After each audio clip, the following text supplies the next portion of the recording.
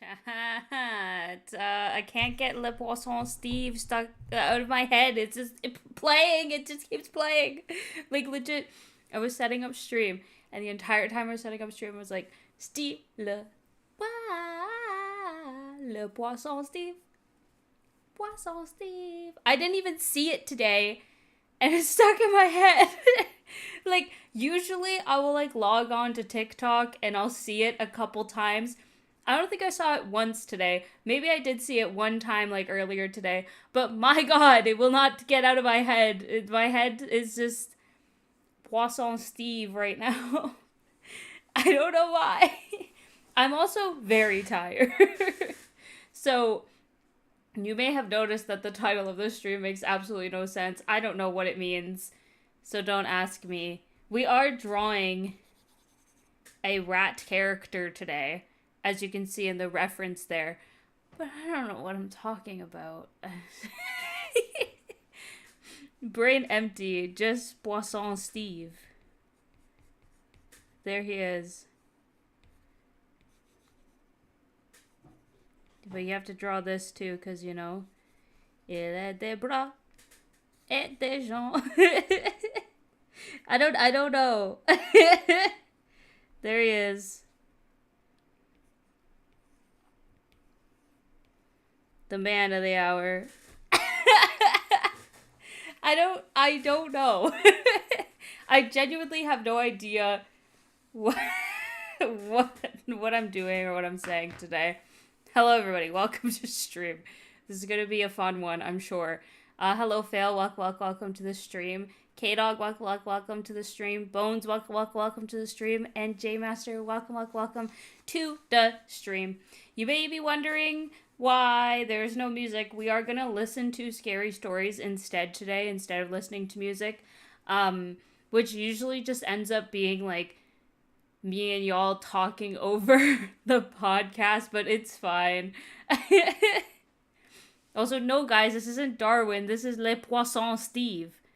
Get with the program. It kind of looks like Darwin, but this is Le Poisson Steve.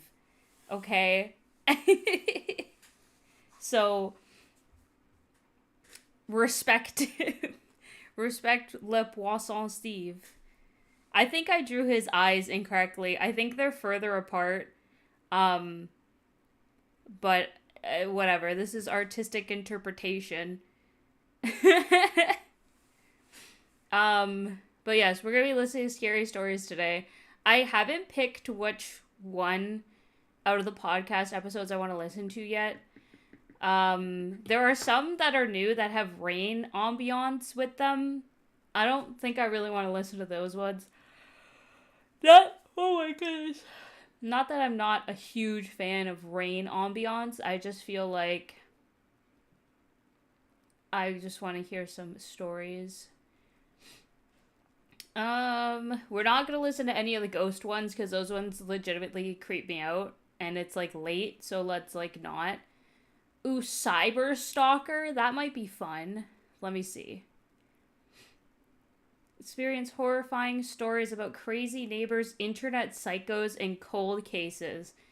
This might be a banger. This might be the one. Cyber Stalker sounds fun. What else do we have here?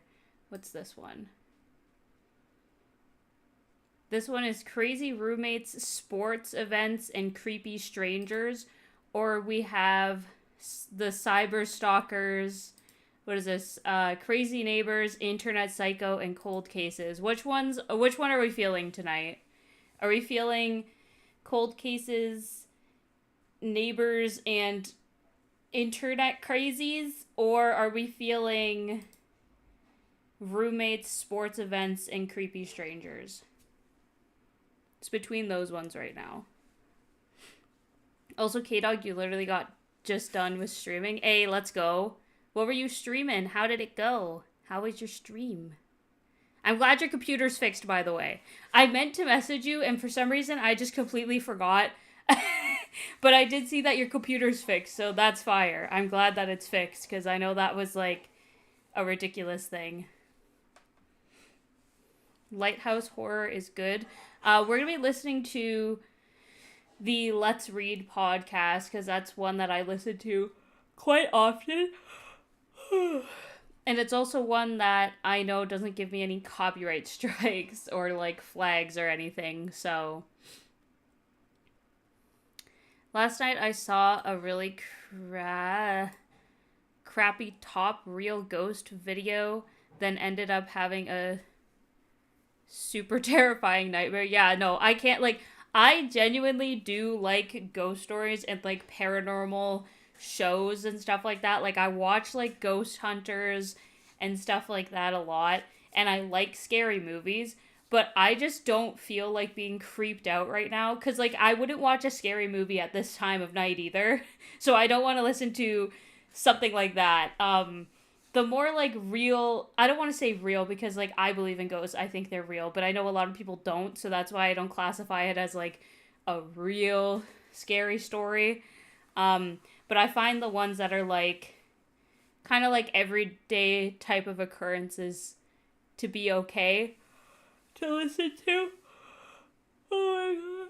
I'm so tired right now. I don't even know why. I worked like a pretty decent shift today. But at the same time, like, I got off early, so I don't know why I'm so tired right now. It's kind of weird. I began a Kirby marathon where I'll be playing through every Kirby game I own. Hey, let's go! Do you own Squeak Squad? I think that's what it's called. The one for the DS. That one's my favorite one. I'm pretty sure it is Squeak Squad. Yes. Maybe. Now I feel like I'm going crazy. I have to look it up. I think it is Squeak Squad.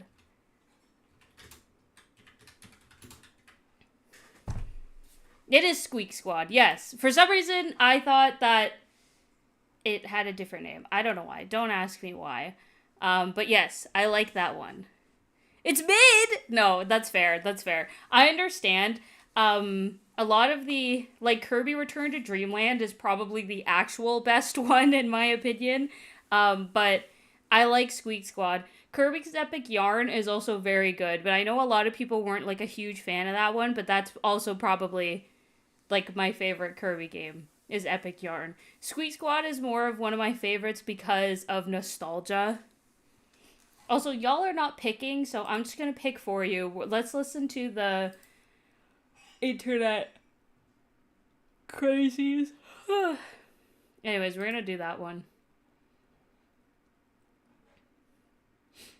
This thumbnail is creepy. Okay.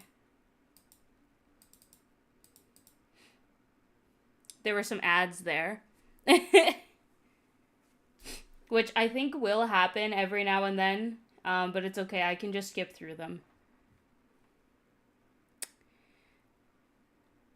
I don't think... Yeah, you guys can't hear it. Hold on. What is happening? Why is this not working? Spotify...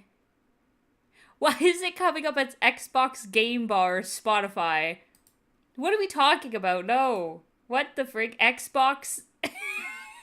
Xbox Game Bar. What are we saying? Anchorage. Okay, I fixed it. It has a rich fishing history dating back to the 19th century. Y'all have to let me know if it's too loud or too quiet. However, for over 40 years, a dark cloud has loomed over this quaint village.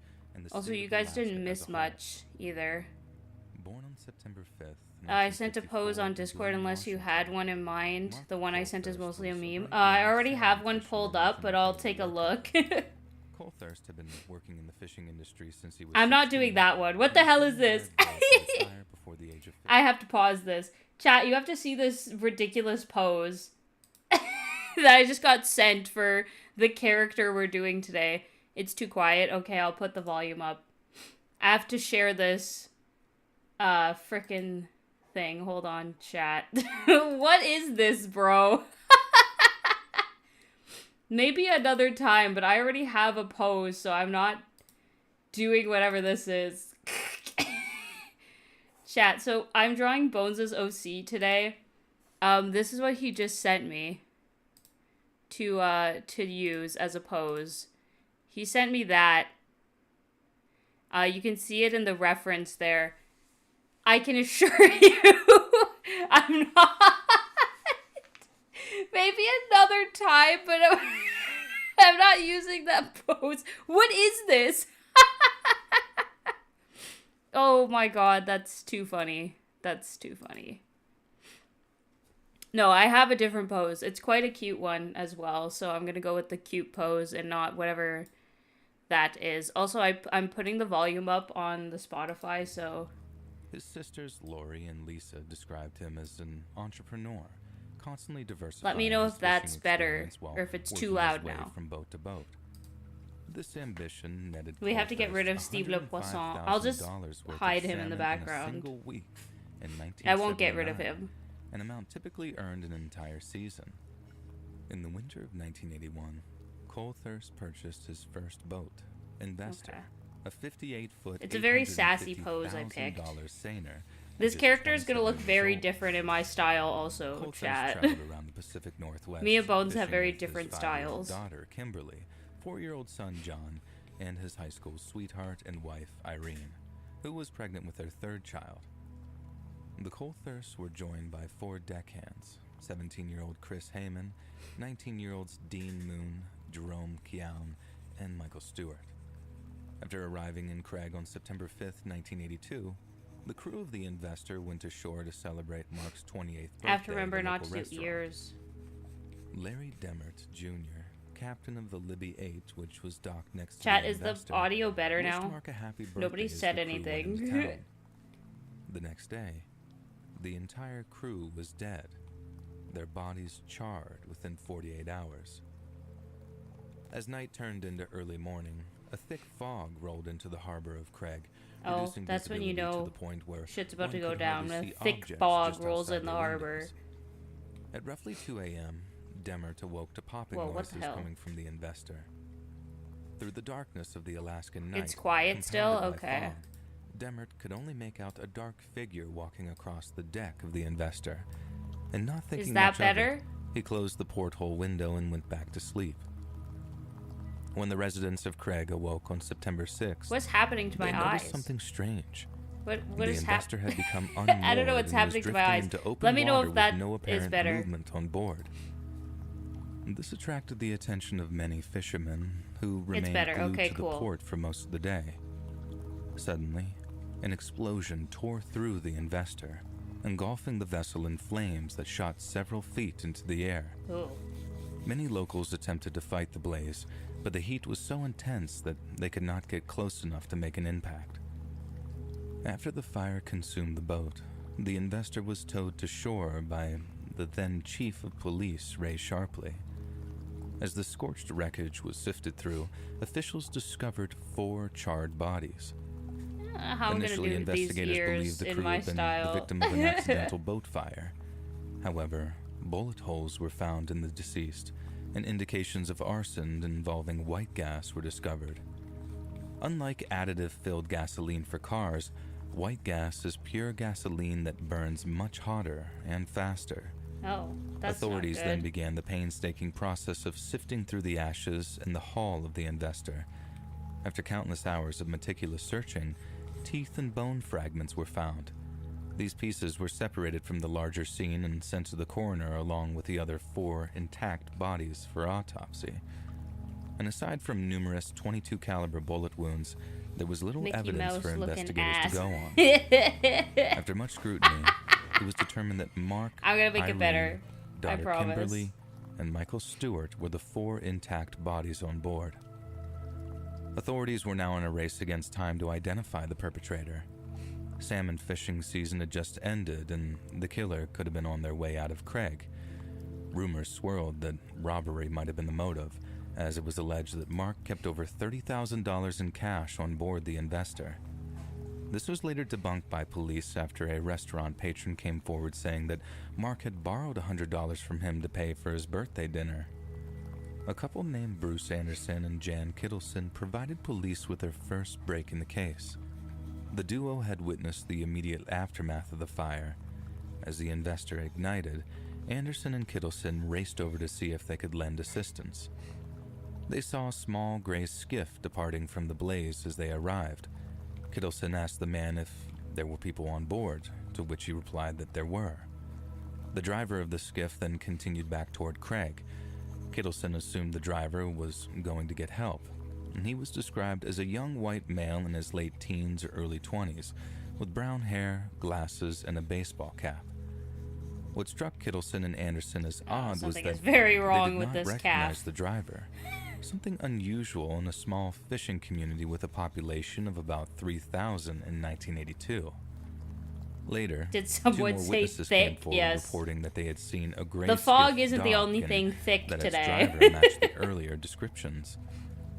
As time passed, police concluded that the skiff driver had left Craig with the end of the season. A few days later, Jerry Mackey, a friend of Mark, was having a few beers at a local bar when he noticed a man matching the witness descriptions.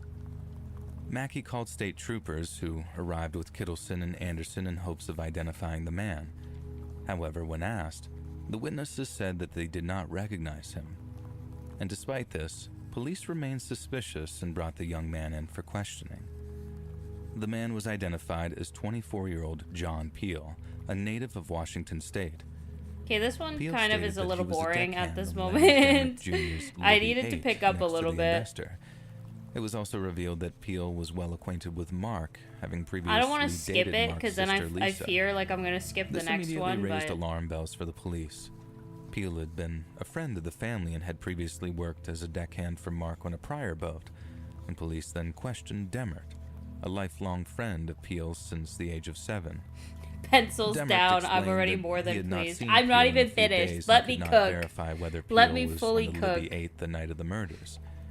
Chief Sharpley felt that Demmert was holding back, while Demmert insisted that he was wary of Let the me police cook, due to chat. his involvement in illegal drug use.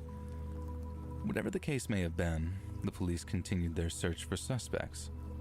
The arduous task of identifying the 4 This looks missing a bit- people remained. Oh no, what am I doing? These included Mark's 4-year-old son, John, Dean Moon, Jerome Keown, and Chris Heyman. 12 days after the murders, a memorial service was held for all 8 crew members, and the coroner faced difficulty identifying any other bodies due to the lack of tissue and the scarcity of bone fragments. I should be humming Steve Dental Le records Poisson were right now. instrumental in identifying Heyman and Keown's remains, but the whereabouts of Moon and young John Colthurst were still unknown. 6 months after the murders, the Craig Police Department received a series of baffling calls claiming that Dean Moon had been seen alive in San Francisco.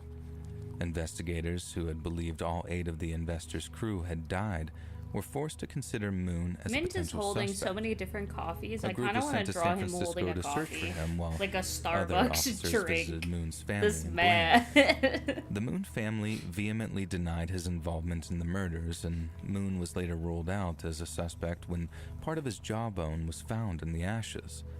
John's body was never found.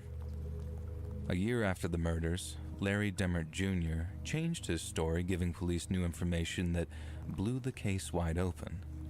This time, Demmert claimed to Would have Mint seen Peel drink crossing a from the Libby 8 to the venti Investor at 10 p.m. on lavender the night of the cream murders, matcha while the latte? crew of the Investor I was think hanging yes. out. Demmert also revealed that Peel did not spend the night on the Libby 8, adding that Peel was not on the Libby 8 when he woke up the following morning. Demmert told People magazine Investigates in 2017, "I was the only person on the boat that night when I went down and when I woke up in the morning." During his second interview, it also emerged that Demmert had guns on his boat, which were unaccounted for the night of the murder. These guns, a .22 caliber revolver and a .22 caliber single-shot rifle, were later found by Demmert in the wheelhouse as the boat was being prepped for storage. Demmert claimed that he had initially withheld this information because he, quote, did not know I Peel don't was drink the coffee. focus of What the language is that? As the White girl investigation language. progressed, Demmert felt that he needed to be truthful. I After would be speaking real. with Demmert, Sometimes I enjoy police that white interviewed a girl second drink. You know what member I of the mean? Libby 8, Brian Palinkas. For the first time, Palinkas mentioned drugs in the investigation, stating that Peel had sold marijuana to Keown and Moon after bringing them onto the Libby 8 the Sunday evening before the The murders. head looks a little big. Police brought John Peel in for questioning. I get it's where a he admitted chibi, to but it's selling a little marijuana to big Moon for and me. Keown that Sunday. Peel also revealed his tense relationship with Mark, who had fired him for smoking pot and drinking on the job. Well, yeah, Despite I think you working would for get Mark fired for for something over like 2 that, years, brother. Peel had been banned from coming aboard the boat after repeated instances of showing up intoxicated. After publishing a composite sketch of Peel in the press, police received another lead. An additional witness came forward, claiming they saw the skiff pull up to the dock and picked Peel out of a photo lineup as the driver. And just over 2 years after the crime, on September 10th, 1984, John Peel was charged with 8 counts of first-degree murder. Peel was brought to his arraignment the following January wearing a ski mask to avoid tainting the jury pool in a trial based entirely on circumstantial witness testimony. Peel's defense attorney argued that even if Peel had been angry at Mark for firing him, that was not sufficient reason to kill 8 people. Yeah, what the frig? Case was the testimony of Larry Demmert Jr., captain of the Libby 8. On the stand, Demmert provided even more new information, claiming that he saw Peel on the deck with a rifle and heard a woman scream. Demmert said that he was so frightened that he locked himself in his room and went back to sleep. The defense harshly criticized Demmert's testimony, questioning why he had withheld information. In 2017, Demmert explained, "Unless you've actually been there and tried to remember every little detail of what you did on a given night, when you're not trying to remember every little detail at the time it was going on, nobody would have the ability to do that. I'm not trying to lie. I was trying to be as honest as I could." However, it was revealed under cross-examination that Demmert had been addicted to Valium at the time, although he claimed that this was a brief stint and that he was sober during the trial. Gotta get those goth boots in there, though. In July 1986, the jury was unable to reach a verdict, resulting in a mistrial. 2 years later, the state of Alaska retried the case. He was so terrified he went to sleep. 2 additional I don't know. a pair of brothers who had fished with Peel in This Kodiak, is a Alaska. really weird one. And these brothers claimed that Peel had confessed to the killings. However, the defense was able to cast doubt on the story, pointing out that one of the brothers, Sam Wasso, had been offered I'm a plea drawing this bargain one to where he's like testify sitting down in this like tank top and skirt, by the way. This development and I was think the he's final just blow in to his the socks. prosecution's So we're case. actually not going to do After goth 4 days boots. of We're just going to do the goth jury socks. found John Peel not guilty on all charges. In 2016, Lisa and Lori Colthurst sat down with John Peel in an attempt to find some semblance of closure. After talking with him, Lori believes that while Peel might not have pulled the trigger, he had a significant role in the murders. John Peel later sued the state of Alaska and was awarded an out-of-court settlement reported to be $900,000. "Somebody out there knows what happened," Peel said in a 2017 interview. "Somebody was responsible for this, but I'm not going to waste any more of my life on it." The coldest reality of this case comes from Ava Goodman, Dean Moon's sister, who reflected on the second trial. When he was declared not guilty, you're incredibly let down, you're sad, and then you realize that it doesn't change anything. It doesn't change that my brother is gone.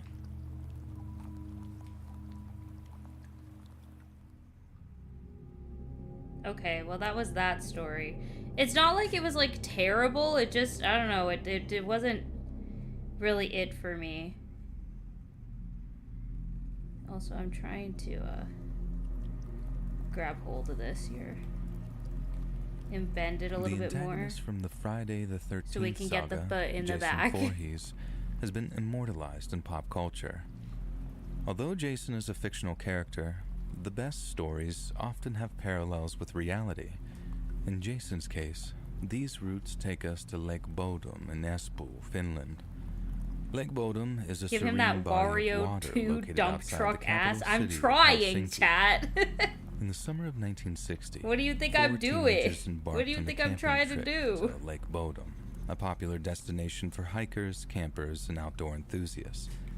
18-year-olds Niels Gustafsson Did you guys see they and gave Seppo Wario his Boisman, ass back along in with their Mario Kart 15-year-old World? girlfriends, It's actually Mila fire. Bjorklund and Anja Maki, set out on June 4th for a night of fun. The group spent the evening drinking, swimming, and socializing What's before better, turning in for solved the night at mysteries or around 10:30 unsolved p.m. mysteries?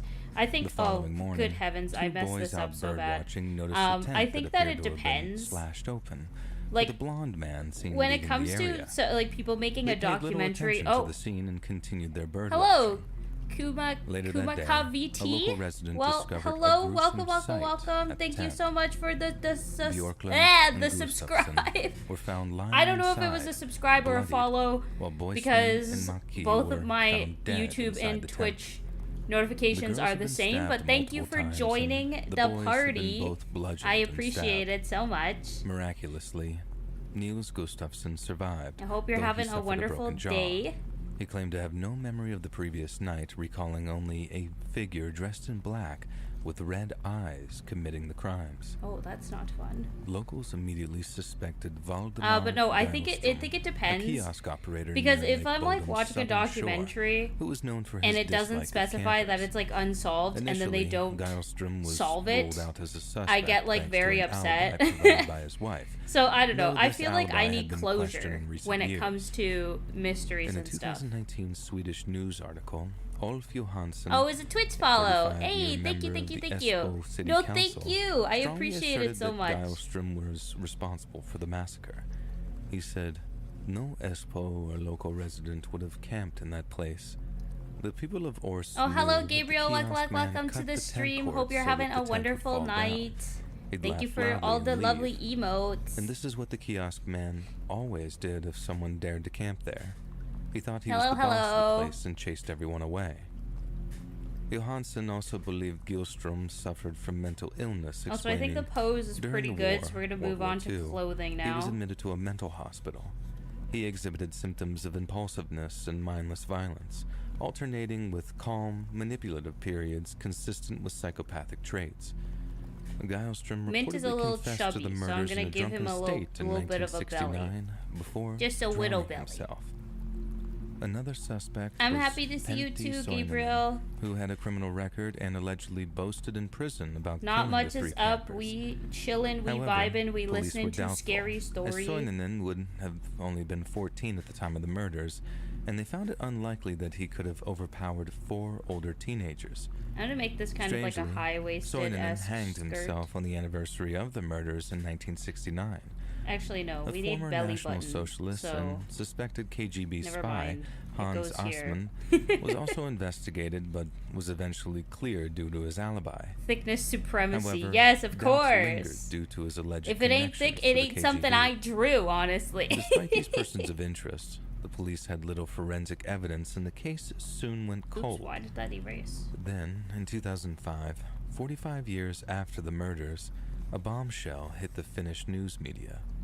Niels Gustafsson, the sole survivor, was arrested for the crime. According to an article in The Guardian, authorities pointed to new DNA evidence, which found the blood of the other 3 victims on Gustafsson's shoes, but not his own. Ugh. Additionally, Detective Chief Inspector Marko Tuminen stated that Gustafsson had remarked, "What's done is done," after being arrested. Am I a fan The of police how this theorized skirt that Gustafsson lays? had killed his companions and then inflicted his Not really. injuries on himself to cover up his actions. Something's wrong with it. However, I wanna redraw Gustafsson it. maintained his story of memory loss and denied the accusations in court. I'm gonna do it on a different A jury layer. ultimately sided with him, and on October 7th, 2005, he was found not guilty. Under Finnish law, the prosecution did not appeal the acquittal, and there had been no new developments in the case since. Nearly 65 years later, the mystery of the Lake Bodom murders continues to intrigue amateur and professional detectives worldwide. In the Friday the 13th movies, someone survives, and Jason is eventually banished or killed. But in reality, the story is much murkier and darker. What remains clear is that an all-too-real Jason Voorhees committed one of the most heinous crimes in Finnish history, and will likely get away with it. Yeah, that's creepy. Perhaps this was a bad one to listen to.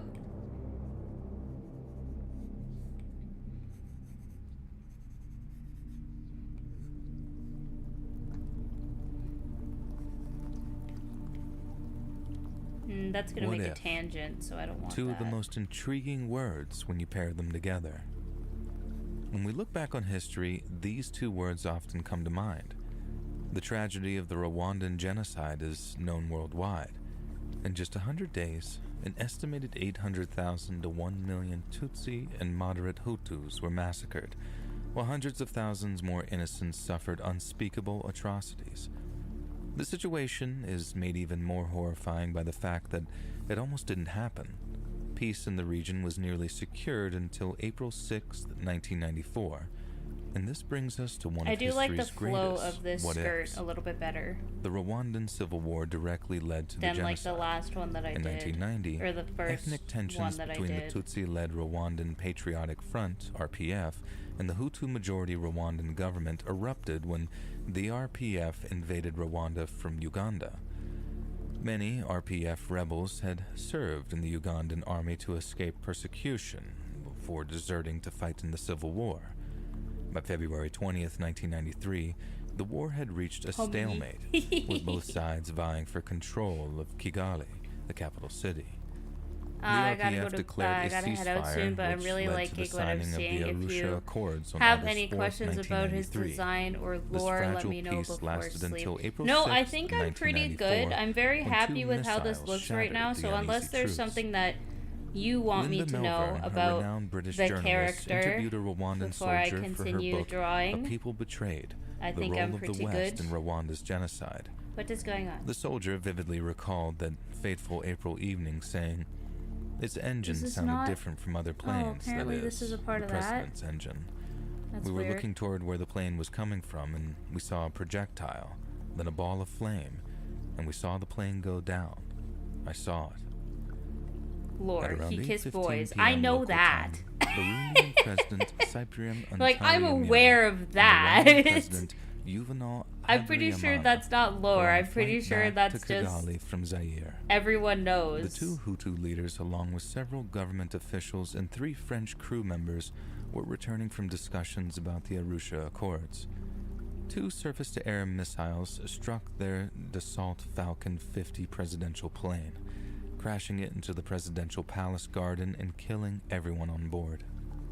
This assassination triggered the Rwandan genocide, which began that very night. The perpetrators have never been officially identified, with 3 major theories here, I have a exist. question before you go then. The Tutsis, the Hutus, The and one the French. picture where he's in his Many outfit where Hutus he's believe sitting that down, the Tutsis the one arranged that the I'm drawing, assassination. is he Some wearing have his accused goth Paul gloves or Kagame no? and Like the former fingerless RPF gloves? commander Or no? and current president of Rwanda of orchestrating the attack. Kagame was thought to have had a significant interest in seizing power. In 2006, Mark Doyle, He former don't have BBC arms in World that Affairs reference in the correspondent, sitting stated, down one, so Kagame's soldiers I don't took know. control after the genocide. I have no doubt that if he wanted to down the plane, he would have had the technical and military capacity to do so. Kagame has shown Yes, little okay, concern cool. for his international Thank you. reputation. Ever since the genocide, he has made it clear that he has no respect for an international community that largely stood by while hundreds of thousands were killed. On July 5, 2004, former RPF Second Lieutenant Alois Ruyenzi spoke in Norway after fleeing Rwanda. Lieutenant Ruyenzi claimed, "Let me be crystal clear. He I is in attended the spirit, last meeting okay. where the plan was hatched. I was there physically, and I even know the names of those who carried out the shooting." The allegations against Kagame were so significant that in 2007, a French judge accused him of orchestrating the attack and called for him to stand trial. This led to Rwanda severing all diplomatic ties with France on August 9, 2007, a stance that was reversed 2 years later. In 2011, while visiting France, Kagame said it was time to leave history behind. In 2018, France dropped the charges, though Cyprian Ntaryamira's widow appealed the decision, which was upheld in 2020. Another theory is that extremist Hutu politicians and military members were responsible for the assassination. Declassified CIA documents revealed that former U.S. ambassador to Rwanda, David Rawson, was told by a source that rogue Hutu elements of the military, possibly the elite presidential guard, were responsible. These ultra-conservative Hutu leaders of were course, we gotta fiercely get opposed to the Arusha records, the Black and Widow multiple reports kind suggest of that some government symbol, officials were calling the for hourglass a final symbol. solution to eliminate all Tutsis. This sentiment was further propagated during the genocide by radio television RTLM, a station allegedly run by the Hutu government.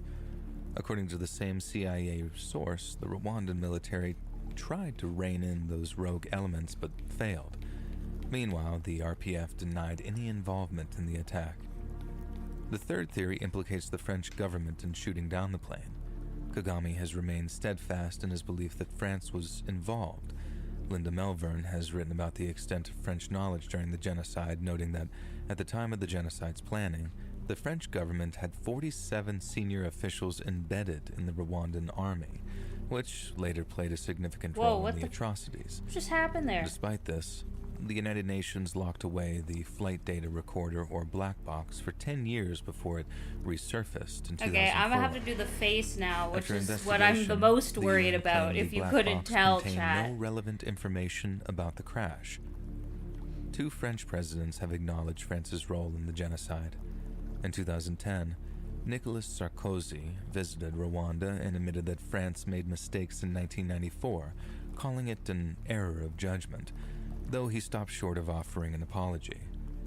In 2021, Emmanuel Macron formally apologized during his visit to Kigali, stating that France valued silence over the examination of the truth. Macron reiterated this in April 2024 during the 30th anniversary of the genocide, noting that France, which could have stopped the genocide with its Western and African allies, lacked the will to do so. As of June 2024, the United Nations has refrained from naming an official culprit. The investigation has been closed. The true horror of this unsolved mystery lies in the lingering question: what if? What if the plane had never been shot down? What if the genocide had been averted? Don't vanish forever. These are questions that will never. What do you mean forever for the night? Answers. Stop. You're not allowed to leave, actually. Chad, this looks bad. Oh no.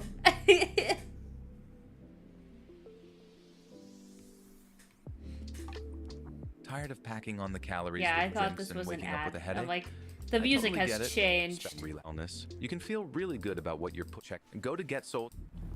They work to hold everyone accountable while shining a light on things that happen in the dark. It's common for them to travel to far-flung regions of the world to get first-hand accounts of relevant Never events allowed for to a leave. story. Yandere Poke. Unfortunately, True, that's me. Ask Bones. He knows. Can often have fatal consequences, as was the case with Ilaria Alpi and Miran Hrovatin. Okay, Born this in looks a Rome little bit on better, May but I think 24th, I'm completely 1961, messing this up. Ilaria Okay, Alpi fine, was Bones. a bright Good night, young I star in Italian suppose. journalism. No. Alpi was accepted into the Good night. prestigious I will Sapienza message you University later. of Rome, one of the oldest universities in the world, founded in 1301. The quadrilingual student graduated with a degree in literature and Can y'all languages tell that and this received a scholarship to work is in not Cairo my for the regular art newspapers. style? In December Can y'all tell I do not 1992, draw rats Alpi very was often? sent to Somalia with Ray 3, an Italian TV station. She and her cameraman, Miran Hrovatin, were in Mogadishu covering Operation Restoring Hope, a United Nations task force responsible for providing humanitarian aid to the people of Somalia, who were enduring mass starvation as a result of the civil war. Simultaneously, Alpi was investigating whether the aid was being used I think appropriately, that's probably the best or I if it could had do. any ties to arms and waste trafficking in Somalia. Italy was known to Like, have sold unless arms to I Somali leader Said Barth before the Civil War, who stockpiled them in Do warehouses. something like this. It was not just the Italian government. Many European businesses also provided What are we weapons to local thinking, warlords chat? and The clans as side payment view for one that looks disposing like of this, toxic or waste the in one that's Somalia. more like front facing? By March 1994, Alpi's investigation was I gaining do have to get momentum, that rat game though up. it is unclear what I don't she draw and rats very Hrovatin often. uncovered. What are we feeling On here? the 20th of that month, the duo was headed back This to one? Mogadishu from Or Bosaso this after one? interviewing a local warlord when 7 masked men wielding I kind of don't AK-47 mind rifles this ambushed one. them and their driver as they were returning to the Italian embassy. Their vehicle was riddled with bullets, killing both Hrovatin and Alpi almost instantly. Their driver and his companions survived the ordeal. Yeah, At first, I kind the of killings like were the thought to be front-facing one, retaliation I for think, Italian out of the two. skirmishes with local Somali tribesmen. Because this one almost looks However, like as the too much to investigation the side progressed, with Alpi's everything work became else. public knowledge, Yeah, Phil, leading you to agree? speculation. Yeah. In 1999, I feel Alpi's like the mother, front-facing one Luciana is a little Alpi, bit wrote better. a book titled The Execution, The Killing of Ilaria Alpi and Miran Hrovatin. I think I In could her probably book, even... Luciana alleged that the Italian government was Not what I directly meant to do. responsible for her daughter's murder and that it was orchestrated by the Italian Secret Service. The following year, Hashi Omar Hassan, a Somali native, was convicted of the murders and sentenced to life in prison. Just, Despite the move it over conviction, slightly doubts about Hassan's to guilt make it a arose little almost three-quarter. immediately. Suspicion I think grew that when, works in October good. 2001, his life sentence was commuted to 26 years in prison after a court ruled that the murders were not premeditated. In 2004, the Italian parliament finally launched a commission to investigate whether the deaths of Alpi and Hrovatin were connected to arms and waste trafficking I think that's between the winner, Italy and actually. Somalia. Don't ask Reporters me what I Without was doing Borders before. I don't even Secretary freaking General know, Robert guys. Menard wrote to commission head Carlo Taormina saying, "You have the authority, the means, and the duty to find out the truth. The commission is the last chance to do so." Taormina's conduct during the commission appeared to derail the investigation. He controversially concluded in 2006, in Somalia, she, Alpi, was on vacation. The objectivity of Ray 3 is always the communist one. All the claims in the study and for the commission asserted the truth no one speaks. I have respect and sorrow for the killing of Ilaria and Miran. It was a bandit act. And it is false that Ilaria was executed for her services. Stop. Taormina later reiterated his stance on Twitter, saying, On Twitter. "It is the truth." What? Menard strongly refuted I was these just not allegations, expecting stating, that quote, to be something that Carlo happened in this Taormina story that directed is the being Parliamentary read. Commission of Inquiry into Ilaria Alpi is an endless shame. The files from the 2004 inquiry were declassified in 2014. Francesco Fonti, a former member of the 'Ndrangheta Calabrian Mafia turned informant, supported Menard's claims in 2009, asserting that Alpi and Hrovatin were killed after witnessing toxic waste being dumped in Bosaso, the port city that they were leaving at the time of their deaths. The case gained renewed attention in 2016 when Hashi Omar Hassan had his conviction overturned by appeals court and was rewarded My chair. 3.2 I cannot million, believe my chair still approximately makes all this 3.5 noise. million USD in compensation. Luciana Alpi supported Hassan's appeal, expressing happiness at his release but also feeling bitter and depressed. It's as if she and Miran Hrovatin died of the heat in Mogadishu, Luciana said. We don't Hello, have the truth, SS Cheesecake. and I don't think we Welcome ever to the will. stream. Hope you're having a year wonderful later, day. The Rome Public Prosecutor's Office sought to close the case, citing the impossibility of identifying the motive. Sorry, and guys. I have to get perpetrators like of the really murders into and this lack right of now. Evidence of alleged misdirection. Whole face in iPad. However, the request was denied by General Prosecutor Andrea Finelli in 2019. I gotta make sure these eyes After are his good. legal proceedings were completed, Hassan returned to Somalia, where he lived in relative Full peace iPad until kid July mode 6, going on right now. 2022, when he was killed by a car bomb placed under his seat. Okay. Hassan's longtime attorney, Antonio Morricone, did not believe his client's death was connected to the 1994 murders, stating, "It was the Islamic terrorists, no doubt. They killed him for the purpose of extortion over the money he received for his unjust detention in Italy. They are people looking for money, and if you don't agree with them, they will kill you." The legacy of Ilaria Alpi and Miran Hrovatin have left an immeasurable impact on Italian journalism. In 1995, the Ilaria Alpi Award was created in their honor, and from 1995 until 2014, it stood as one of the highest Italian awards for investigative journalism. In its place, the DIG Awards were established, a 5-day festival celebrating investigative journalism. Its 10th annual celebration is scheduled for September 18th to the 22nd. To date, no He one has, else like, has been arrested, tried, mascara or running down convicted his for the murders face. of Olpi and Rovatin. I'll add it with the color, I President think. Sergio Mattarella of Italy perhaps said it best on the 30th anniversary of their murders on March 20th, 2024. The memory of Olpi and Rovatin calls for a commitment to remove obstacles to freedom of information, wherever they may be.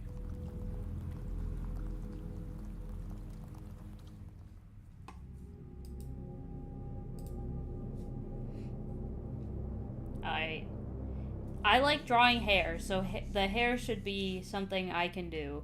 Maybe.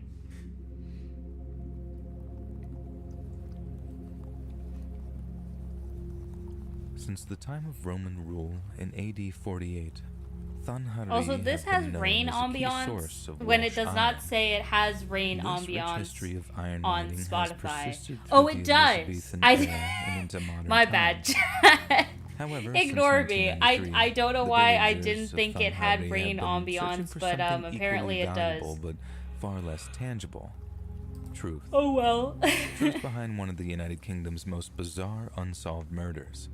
How has it almost Harry and already Meghan been an Toos, hour? It's been aged 50 64 and minutes. What are we 67 doing? What? respectively, were enjoying their The time golden has been years in flying. Oh my Thanhari. goodness. Harry, a prolific even? cabbage farmer, had retired from his gardening business in 1986 when the couple's Are we daughter so for moved real? out. Although retired from agriculture, Harry continued to grow cabbage on his remote farm and used his trusty 12-gauge shotgun to ward off rabbits. In 1992, however, the shotgun mysteriously disappeared and Harry replaced it. On July that's not 26, good. 1993, the day began like any other Your for the shotgun Tooses. can't just disappear. They went into downtown Thanhari to collect their pensions and later visit a Tesco grocery store, as they had done every Monday for nearly 15 years. In the parking lot, Harry unexpectedly bumped into one of his sisters. "We met them at Tesco and had a little chat about the family," she told Crime Watch UK in 1993. They were very quiet and a very devoted couple. What a silly little character. Around He is 11 a silly, a.m., a he's a neighbor silly saw little Harry guy. and Meghan arriving home from the He's a supermarket. silly little goth guy. Later, neighbors heard 2 gunshots at 1:30 This is p.m. my boyfriend's but dismissed OC, them, assuming for anyone Harry was who just shooting joined rabbits recently. in a cabbage garden. As you can That see, evening, my when boyfriend the has Tooses a didn't very answer their different nightly style phone than call I from their do. daughter Cheryl, the community grew So concerned I'm and trying my contacted very the local best. police. Authorities discovered the couple's bodies under hay in their barn, both having been shot execution style with a 12-gauge shotgun. Strangely, the house was immaculate, and nothing appeared to have been stolen. In fact, Meghan's china had been laid out and tea had been prepared. South That's Wales Police really Detective weird. Superintendent Colin Jones remarked in a Crime Watch UK interview that this particular china was only used for important visitors. A thumbprint belonged to Jonathan Jones, Cheryl's fiancé, was found on one of the china cups, leading to his arrest in December 1993. Prosecutors argued that Jonathan's motive was financial, an inheritance of £150,000, about $200,000. After a grueling 55-day trial, Jonathan was found guilty by 10-2 majority verdict and sentenced to life imprisonment, the harshest penalty in the UK. However, almost immediately after the conviction, the presiding judge, Sir Richard George Rougier, Hello, expressed ducks and doubts about the art. trial. I'm glad that you came here remarked that the expecting rat and you prosecution got had rat. There's fallen is rat decidedly right flat, there. and that if he were a juror, Welcome. I'm he glad that would you be got what you came looking conscious for of today. significant doubt. He also highlighted the contrast between the ruthlessness of the killer and the man who sat before them. Throughout the ordeal, Cheryl stood by Jonathan, even offering a £25,000 reward from her Got inheritance emo rat in to the find house the real today. killer. In 1996, the Court of Appeal of England and Wales re-examined the case and found significant flaws in the prosecution's Hello, evidence. Bacon. Welcome to the Forensic stream. Hope analysis you're having a revealed wonderful no day. biological material Yes, it is linking rat. It's Jonathan rat to the time. crime, and it was noted that he had no experience There's the with rat. crimes. On April 25th, 1996, nearly a year after his conviction, The Jonathan rat Jones has was free, so many with earrings. Cheryl calling it a victory I feel like for I'm gonna love and forget. truth. They're inconsistent. Oh no, With I was like, Jonathan the earrings are exonerated, the police were inconsistent. back to square They're one, not. and the case went cold and was scaled down. What am I playing in the 2008. background? I am And then in playing 2011, an episode John of the Cooper Let's was Read convicted podcast. of 2 It's double what's murders, showing in the as well bottom. as 30 burglaries, right-hand and was corner. sentenced to 2 whole life terms. Cooper It's had first been true investigated due to scary his stories. appearance on Right a now, British it's cold reality TV cases show, is what Bullseye, we're listening where he to resembled currently. composite sketches of the burglar. Investigators were particularly interested in him because he used a shotgun in his double murders, where all 4 victims were shot at point-blank range. However, unlike the Tuesday's case, Cooper always stole from his victims, and Spooky nothing shit had been hasn't stolen been from on the Two's home. a while. No, I know it's been a hot minute Cooper since kept we've his did shotgun between scary murders, stories. whereas a shotgun barrel was found in a quarry a quarter of a mile from the Two's farm. These inconsistencies, Figured it was along about with the fact time that the to Two's return. table had been set for a visitor, suggested that Harry and Meghan may have known their killer. Cooper was never charged in connection with the Two's murders. In July 2023, the 30th anniversary of the murders, South Wales police announced a forensic review of the case, hoping that new DNA testing might finally solve one of the most chilling unsolved I did not give murders him in eyebrows. Welsh history. He needs eyebrows. Jonathan Jones, now married to Cheryl for over 25 years, spoke to Whoa. the Daily Mail on July 30th, Yo, let's go! 2023 about the I am forensic being review, rated saying, by Delito "We on don't want it to raise Twitch. What's expectations up, too high. man? I Thank have you, high thank you, hopes thank you, that thank the you, new thank you for the technology will raid. yield some results. It would lift the Delito, weight that both I Cheryl hope and you I have are been doing carrying well. for 30 years, Thank you, thank you, thank you and for we the would be delighted raid. when and if that Amiibo happens. raid? Why am I focusing more on the voice of the podcast more than the podcast itself? The Let's Read has a very nice voice, like, genuinely. The main reason I started, like, listening to his podcast was because of, like, his Good night. whatchamacallit, his I love voice. We say these words each time we go to sleep, fully expecting to see Holy, our loved hello, ones a bunch when of the sun people right rises now. again. Jesus. For Cynthia DeWallaby, What is going on? those were the last words she ever spoke to her daughter. So many people just entered my Born chat. on May 17th, 1981, in Chicago, Hello, everybody who Illinois, just entered my Jacqueline chat. I hope DeWallaby everyone's was the doing only well. child of Jimmy and Cheese Cynthia Van Gass. After Cynthia Kachumba, and that's a Jimmy cool split, name. Cynthia married Um, David DeWallaby when I Jacqueline don't know was just 2 a lot years of these old. names, guys. I'm so David sorry, but adopted hello, Jacqueline everybody. as his own Whoa. daughter 6 months after their wedding in 1983. What is The happening following right year, now in my Jacqueline's chat? half-brother David Too many Jr. people have showed was up. born at the couple's home in Midlothian, Hello, Illinois, everybody. Hello, a hello, suburb hello. of Chicago. They lived in a ranch-style home with David's mother, Anna, What? Who is owned the property. Cobson, guys? And one neighbor, Holly I don't Beck, know who described that the is. positivity Hello, radiating Cobson. from the household. I They were a loving genuinely family. don't know what's They were going always on. hugging Hello, their everybody. kids, and they never yelled at them. Another neighbor, Robert Are they all Colbert, bots? added I that have the no DeWallabys had idea. a gentle parenting style. They never Delito, even you rated spanked me them. on Twitch, but a They'd bunch of send people them just to the showed up rooms in and my take away their YouTube bikes. They chat. didn't believe in corporal punishment. Oh my On god. September 9th, 1988, Cynthia Well, took David Delito, Jr. I am and so Jacqueline sorry to a that Kentucky Fried I Chicken didn't for quite get to dinner. say hello or thank David you Sr. for was out bowling the with raid. friends, but I returned home appreciate by it a 9:30 whole to be lot. with his family. Delito, An hour later, some of these people are Jacqueline saying kissed her mother Amiibo goodnight, raid. told Cynthia What she does that loved mean, her, Delito? and went to bed. At roughly 11 p.m., Cynthia checked I on summoned her my daughter, who viewers was to raid your peacefully asleep. YouTube. Yeah, you It clearly was the did. last time Jacqueline was seen alive. Well, hello, everybody. The Jesus. following morning, David Sr. woke up at around Guys, 8 what is a.m. and was Cobson? surprised I'm that afraid to Jacqueline look had it up. Not yet turned on the television Legit. for I'm Saturday morning afraid. cartoons. He checked her room and found it ransacked. Okay, I'm gonna look it up, Nothing chat. had appeared to be missing except Jacqueline and her Guys, I'm blanket. not drawing this. David later told police that he waited an hour for Cynthia to wake I up. was assuming training Jacqueline my was out Mac playing with a amiibo. friend. Goodness me. Cynthia I can't even immediately read sensed chat. something was Hello, wrong and hello, began everybody. searching the house and neighborhood.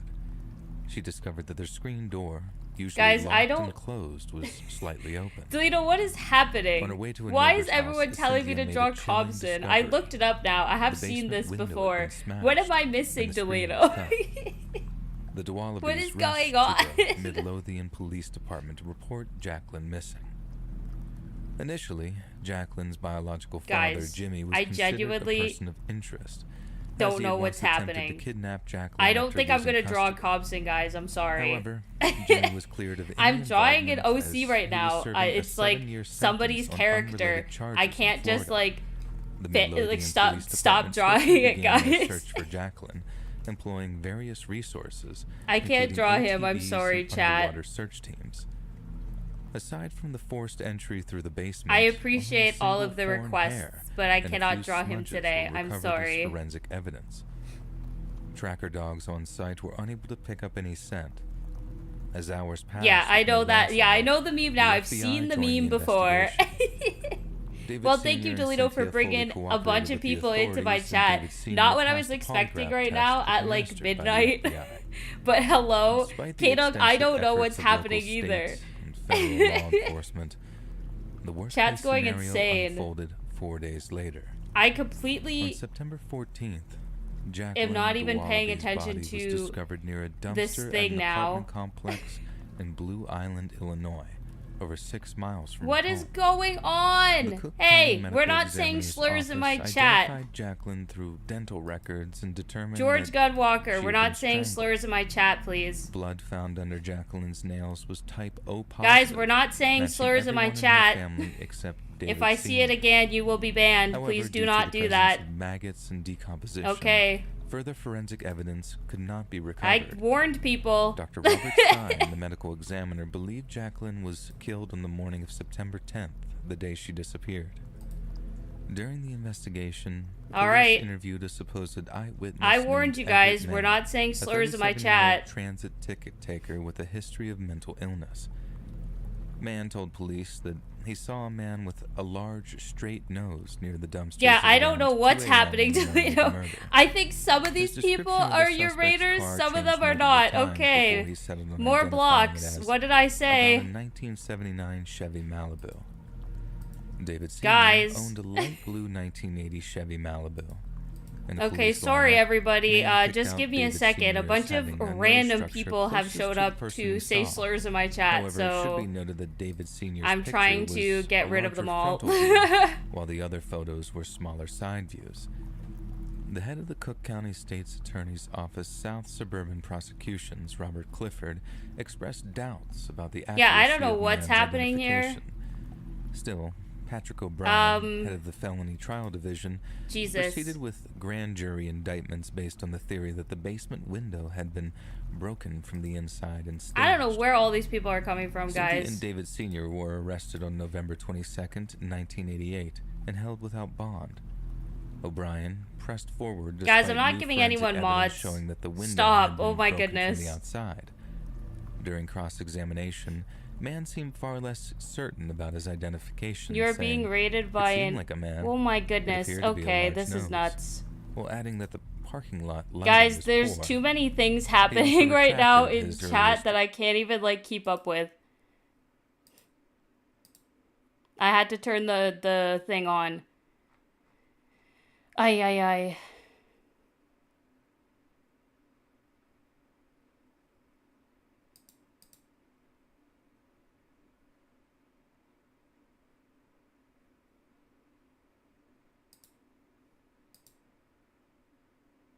Yeah, I don't know what's happening here. I feel like a bunch of random people just showed up, and now I have to try to control everything here. Okay, sorry, folks. Chill drawing stream has turned into absolute nuts. I don't know what's happening.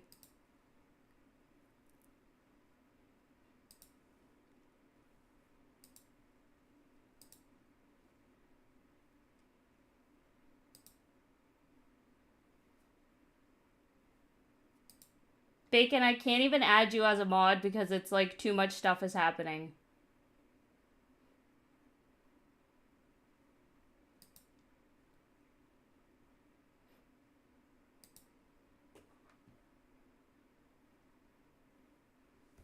Ugh.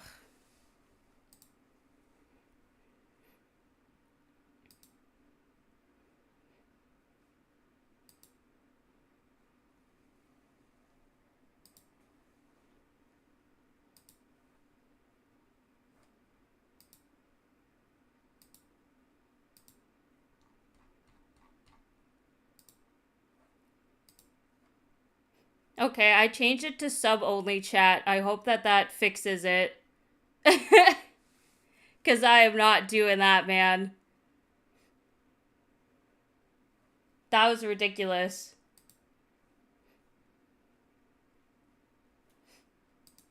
Jesus Christ.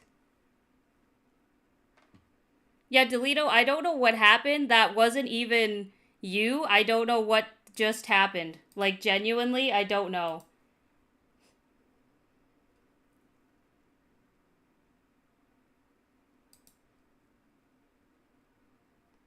I'm gonna have to go through and, like, block all these people.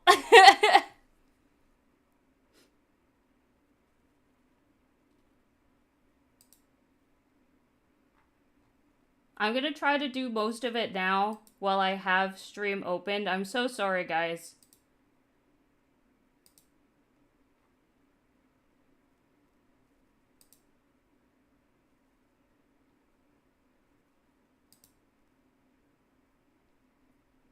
Hey, at least it's gonna help my watch hours, I guess.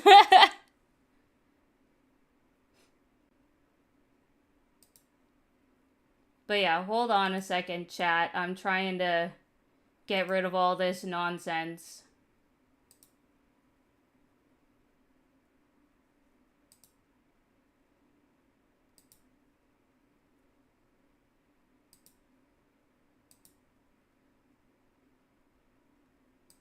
I don't even know what the frig this was. Subscriber chat put it under control, thankfully.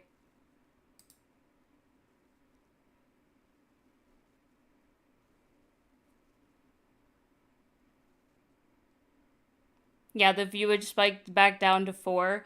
It's showing, like, a bit on my end. Somebody also subscribed to me. I have it with, like, a 60-minute time limit, so...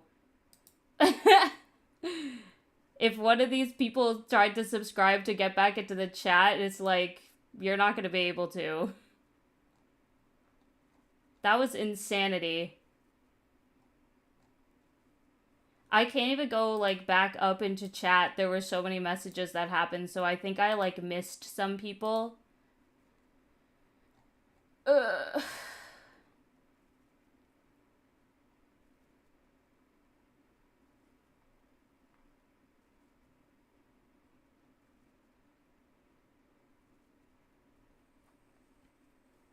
Yeah, it said we're back down to a decent number of views, I think, now. We're back down to normal numbers. But I feel like I missed some people to block, so I'm gonna have to, like, go back and block them all. So that's fun. Also, hello, Facade. Welcome. I don't know what just happened, but everything just went insane. A bunch of people came in here randomly spouting slurs and stuff. So I had to put stream into subscriber only mode, and I had to, like, fix a bunch of stuff. I don't know what the hell just happened. Yeah, Facade, you didn't want to see it anyways. If one of us is mod, we can rewind for you and ban them while you move on. Here, Bacon, I think I can make you a mod now. I'll trust you with mod privileges.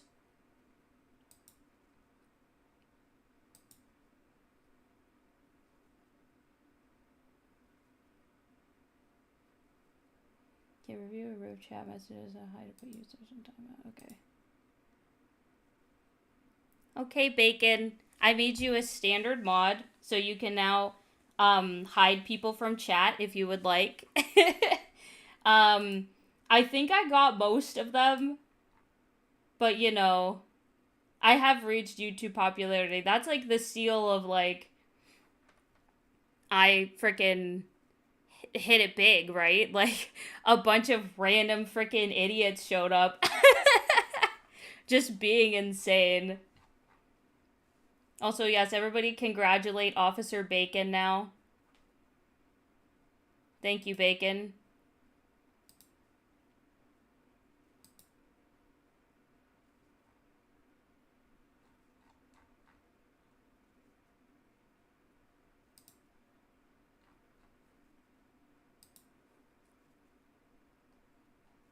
I've proven to be a reliable mod of my friend's channel. I appreciate it. It's so funny. These people showed up when when Bones, like my original mod, went to bed.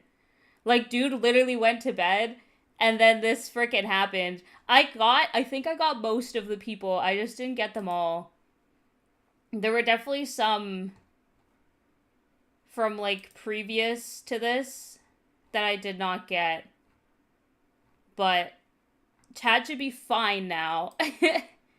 Because, like I said, I even put it on, like, a mode where, like, it's subscribers only, but you have to be subscribed for, like, over an hour. And stream will be done by then. So, I don't freaking know, guys. That was nuts. It was a soy jack invasion. Yeah, I don't know what the frig was going on. Okay, but we're back, chat. Jesus Christ. I just want to have a chill frickin' stream. I don't know what just happened. That was nutty. But we should be okay.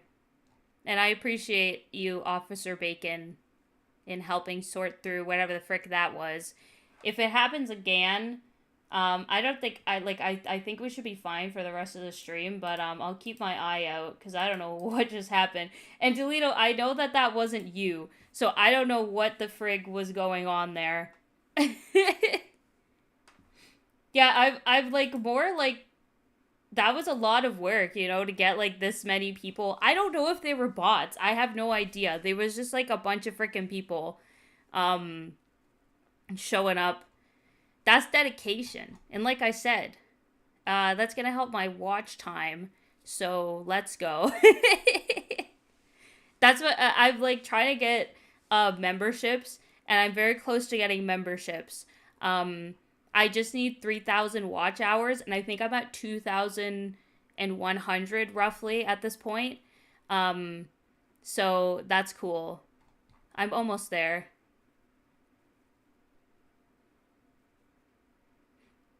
Yeah, exactly, for views, yeah. I don't know what happened, Delito. I'm sorry that that ruined your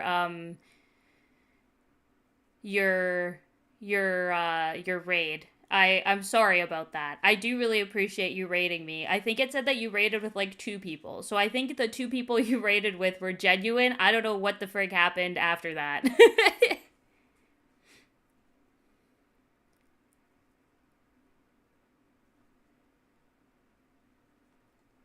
Yeah, I don't know, Delito. The timing of me raiding on Twitch and then coming here from YouTube wasn't on my bingo card. Yeah, I don't know what just happened. I genuinely don't know what just happened. Okay, so 2 of those people were genuine. The 2 people that raided with Delito, thank you for coming and hanging out. But yeah, let's get back to what we were actually doing. The car saying it I'm gonna put this back on now. Chevy Malibu. Things look like they went back to normal. I don't know what the freak is going on. I want to continue my sketch, bro. I was in the middle of drawing eyebrow. Judge Richard E. Neville ruled Cynthia Good not Lord. guilty due to a lack of evidence. However, David Sr. was convicted after just 14 hours of jury deliberation and sentenced to 45 I don't even have my years reference in picture prison because I had a for freaking first billion degree things murder open. and concealing a homicide. Cynthia and David I get my Sr. reference sought the help back. of I have the Professor reference David picture up there, but Protas it's from too small and I'm Northwestern blind. University's Medill School of Journalism. His investigation raised serious questions about the prosecution's case, particularly regarding the credibility of Everett Mann, who had been diagnosed with bipolar disorder before his interview. On October 30th, 1991, David Sr.'s conviction was unanimously overturned by the Illinois Appellate Court. The court stated, "We note that the probative evidence against David is no greater than the probative evidence against co-defendant I think we're Cynthia. Finally freaking back now, Chad. The trial court determined that there was insufficient Good evidence God. to convict Cynthia and direct a verdict in her favor. We conclude that the trial erred in denying David's motion for a directed verdict." The only other potential suspect, Timothy Guess, a paranoid schizophrenic and brother of Jacqueline's biological father, was dismissed by police. Guess had provided a fictitious alibi for the night of the murder, but subsequent interviews with restaurant I think staff these are pretty good refuted his eyebrows. claim. When questioned, Timothy offered bizarre explanations, including that Let me tell you, the I was eating spirit mac and made him cheese invisible. watching you draw that He was never slurs started. charged Yeah, and I don't died of know. bladder cancer in 2002 at the age of 41. You know what's so funny, Bacon, though, is I had mac and Professor cheese for Protest dinner, too. published a book It was about the mad case, good. Gone I had in the white Night, mac, though, for 1993, dinner, but it was very and good. CBS aired a two-part television movie of the same title in 1996. In 2016, ABC 7 Chicago revisited the case, interviewing David Sr. and Cynthia's former defense lawyers. David's attorney, Ralph Metchick, suggested his client had been an emotional scapegoat, saying, "I don't think they had a very strong case. I think this is good. I think this is the such sketch an we're going to go with charged for case, this. they needed a defendant." Oh, I forgot the As whiskers. of June 2024, police have Gotta not have the made any whiskers. further arrests. The most heartbreaking part of this case isn't the lack of a conviction, but the fact that one was needed at all. A White 7-year-old mac? girl It's like never got mac the and chance to cheese, grow but up. with white cheddar. David Sr. will carry the legacy of his adopted stepdaughter Brad is forever, looking pretty good so far. Hey, encapsulated thank in you. his final Also, I did words, see a her message. I eulogy. think it was from one of you guys. You will I still can't be a remember. cheerleader, But this and is anything so. This you is my ever wanted boyfriend's to be character, in Mint. life. He is a guy. In my heart. He's a male. He's a man. Despite his outfits, he's just a diva.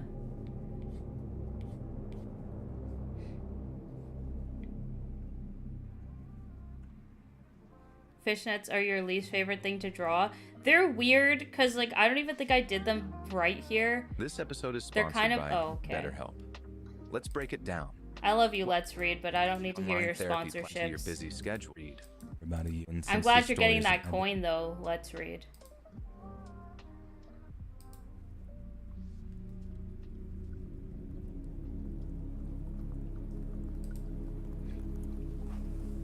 I've been a subscriber for about I'm a used year to now, Factory and I've Yellow been Mac. meaning to Yeah, write to you for quite some Yellow like time, KD is but it's the taken me months to finally put pen to whatchamacallit, paper, the, so to speak, and write this.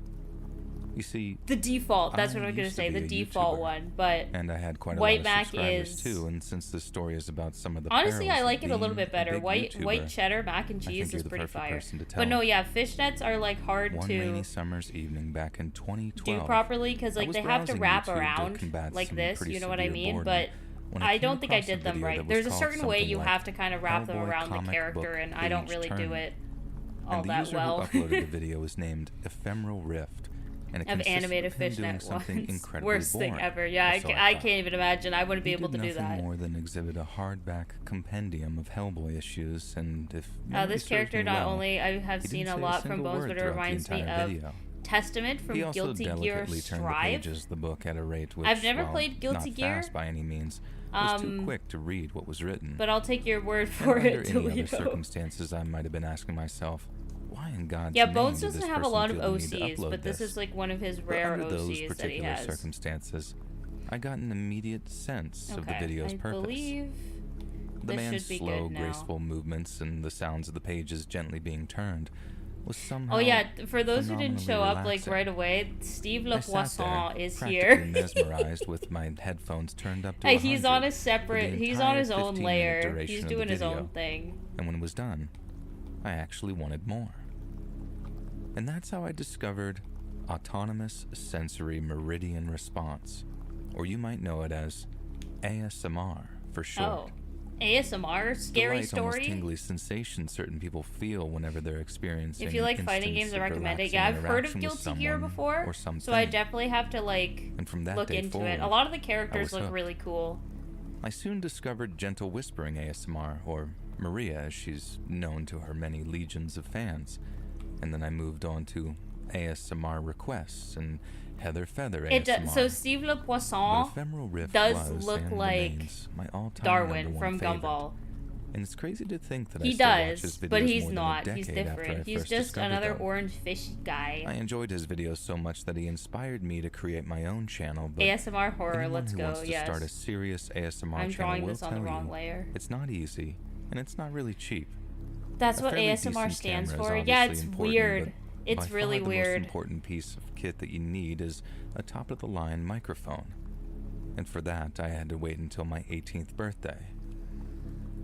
My mom I don't thought have that an it was ASMR a microphone. rather odd gift request, I but have a weird being one. the wonderfully generous mother she is, she honored it, and I was Mine's in business. pink. I made my first video in I don't do mid-January ASMR though. 2013, and then with the help of all my ASMR Twitter mutuals, my account had a few dozen subscribers by the end of that week. Yo. My first video was a very simple, softly spoken poetry read, but I tried to get more and more creative with each upload, and after a while, I don't like ASMR. one video in No, that's particular fair. seemed Not to get it's not for way more everybody. views than any I've of my tried to get others. into like listening to ASMR It was before, something and like some of Sleep it Fairy is Conjures okay, like to Pleasant help Dreams or something. you And sleep the video and was stuff. 17 minutes and 14 seconds long or so. But it's and definitely consisted not of for me everybody. Suggesting pleasant, relaxing things for the viewers to dream about. I put quite a lot of effort into the script and my costume, and I was over the moon to see that the video was actually getting some traction. But then came the night when that view count of my video was around 2,000. ASMR isn't my thing. No, it doesn't seem to be a lot of people's things. Had Well, I'm glad a that grand not a lot total of you of over enjoy just ASMR in the 15,000 sense that views. that means that if And I not don't only make that, ASMR, that's but the fine. number of subscribers I had jumped from a few hundred 'Cause I don't to think I would several be able thousand, to. and my new viewers had left dozens upon dozens of comments. Love the video, one said. This video helped me finally get Happy some for sleep, this another person read. though. They seem to And be the finding flattering success comments for went it. on and on and on until finally I found one that wasn't so flattering. Oh. How Oh am I no. supposed to relax when someone so ugly is talking, said one person. Wow, You're that's so crazy. annoying. Delete your account and apologize for thinking anyone wants to look at you, said another. That's so And I was definitely a sad. bit taken aback, as Oh, I wasn't no. expecting anything so rude or confrontational. But I was also very aware of the internet phenomenon known as trolling. And for anybody unfamiliar with the term, and I'm using an official Wow. definition here, trolling is when someone posts deliberately offensive or provocative This messages kind of, like, online to incite emotional responses. Interesting timing. Which can adversely affect the target's well-being. Essentially, they don't mean the things they say. Their only goal is to hurt your feelings and ultimately My favorite demoralize ASMR you. Spiderman with cheese The grater trouble on the is, mic. It can be very What? difficult to discern genuine criticism from the so-called trolling. This is I 100% often planned now. count Yeah, I don't trolls know. as This my is first weird. big test as We're an talking online about creator or trolling in ASMR the artist, thing as that we I'm sometimes listening call to. themselves. That literally just In happened. We don't reality, need a definition of nothing it. We know what compared it to what I was would now. Eventually face. The sad fact of being a female creator online. We know that. Yeah, we especially know if you that, choose don't to we, show your chat? face on camera, First-hand is that you're going to experience. get all kinds of horrible comments from both men and women alike. The female trolls will say things to undermine your confidence and self-esteem, and they can be viciously effective at it too. But the male trolls New trauma say unlocked things that make you trolls. afraid for your physical well-being. Eh. And at first, It's it can just be kind of very like alarming silly. to realize just how many sad, nasty people there are out there. But it does make me feel like special, you know what I mean? Like I'm popular enough to get a bunch of random nonsense. And That's over kind time, of the funny. negative comments bothered me less and less, until by the time I was on the verge I've of finally hitting made it, 100,000 YouTube. subscribers, I could read venom-filled comments and emails all day and not feel a thing. That's People talk me, about guys. haters so much because they're easy to address, and most of them find a way of letting you know that they're not to be taken seriously. If someone puts "you suck, I hate you" in the subject line of an email, you learn not to read it and just delete it right away. If That's someone funny. emails you a JPEG file, and then you learn not to open it unless you want your entire day ruined. But what no one warns you about, before you wade into these online spaces as a forward-facing creator, is your fans. You Oh, can no. plaster F the haters on your timeline all day, every day, and no one will bat an eye. But complain about people calling themselves your fans, and you might as well delete your videos and burn your channel. I think that's why so many trolls masquerade as fans. Are because any of then you never guys really know trolls? who has No. actual concerns or who's merely concern trolling, as it's called. But even then, they're just trolls. And for the most part, their commitment to harassing you starts and ends at their keyboard. Whereas your fans, especially the Yes, less mentally Facade, you are a stable troll. ones, No. rather frequently cross that very fine line that separates I know from supporters, personal who are knowledge. more No, than I'm welcome, joking. from I'm a stalkers, gremlin. Yeah, that's who are fair. anything but welcome. Just over a year after I'd started my channel, my subscriber count was sitting pretty at around 250,000, and I Whoa, was that's producing cool. videos at a rate of roughly one per week. I had literally thousands Man, of I wish regular I made viewers, one video all of per whom would week. leave Sometimes I'm delightful lucky words if of I get one encouragement, video and every 2 I'd even months. rented myself Guys, a I'm drop trying. box down at the local post office so that fans could send me gifts and letters and such without me giving away my actual address. And You at talking about first, P.O. I was a little bit boxes? apprehensive about what people might send me. But as I said earlier, I don't think I would do a trolls P.O. tend to favor box. methods which require I just like minimal it's not effort. even like out of like a I'm They're worried also what not people will committed enough send to me. I pay just the like massive I don't know, shipping man. fees, and since the vast Maybe if I majority get of my super viewers were in popular, the US, I'll do a they needed P.O. to be box. willing to pay exorbitant amounts of money in order to post things to me. That meant that all I received Oh my was the God, odd another postcard or bot. package of foreign snacks, and I in could one take case, care of this a one. handmade knitted octopus and a very flattering shade of purple. Jesus, man. Things went on like that for quite some time. And I don't mean to sound too proud of myself, but it really was one of the The only happiest person times of my trolling you life. is yourself with a I was few getting videos paid per for month. doing I'm something I trying. Not quite enough to really live on I'm excessively, trying. but I didn't really give a monkey's Oh, bottom. I have a It was video the people who idea said that I to helped them shoot sleep at or you calm guys down or feel in less a depressed, moment. and that's what made it so worthwhile. Not milk, I started guys, to of wonder just course, how far I of could take course. things in terms of turning Milk my channel has to into be something mentioned that I did full in time. a stream all Things the were moving time. fast at that stage. But I have a video PewDiePie was idea. starting to It's make not some really that serious money, exciting. so it was But an I'll exciting time shoot in you more guys ways with than it one. in a little bit I once felt the like I had story's this actual over. big bright future ahead of me, and then I got a letter from Will. Not You see, Will, who said he was 37 and also from the UK, wrote me the most beautiful letter, Oh, waxing lyrically about how much I helped him in his day-to-day life. He said that I helped him with his anxiety. Bacon that now I'd has helped too him get a much good night's power. sleep No. for the first time in years, and that he was so grateful that he Milk wasn't is a sure how he bannable- could ever repay me. It's a I bannable always made a offense. point No, I'm of joking. replying to people who had taken the time to Once write per to me, stream. so Once I per wrote Will a stream, brief Bacon is allowed to response, put someone in thanking milk him for all jail. his love No. and support. It wasn't like a long letter or anything, not by any means, which made me feel a bit guilty considering that he'd written an entire Yeah, page of Delito, it's A4 okay. It's along not with as a bad as whatever the postscriptum frick that's happened spilled before, into the so it reserve. is what it is. But at the risk of sounding a bit cold, I didn't want him to think that I was interested in having a pen pal. It might sound ungrateful to some, but being so heavily followed and scrutinized by people you not only don't know, Milk but can't Bake-chan see, is 70 it can be subscribers rather away. nerve-wracking You're so right. sometimes.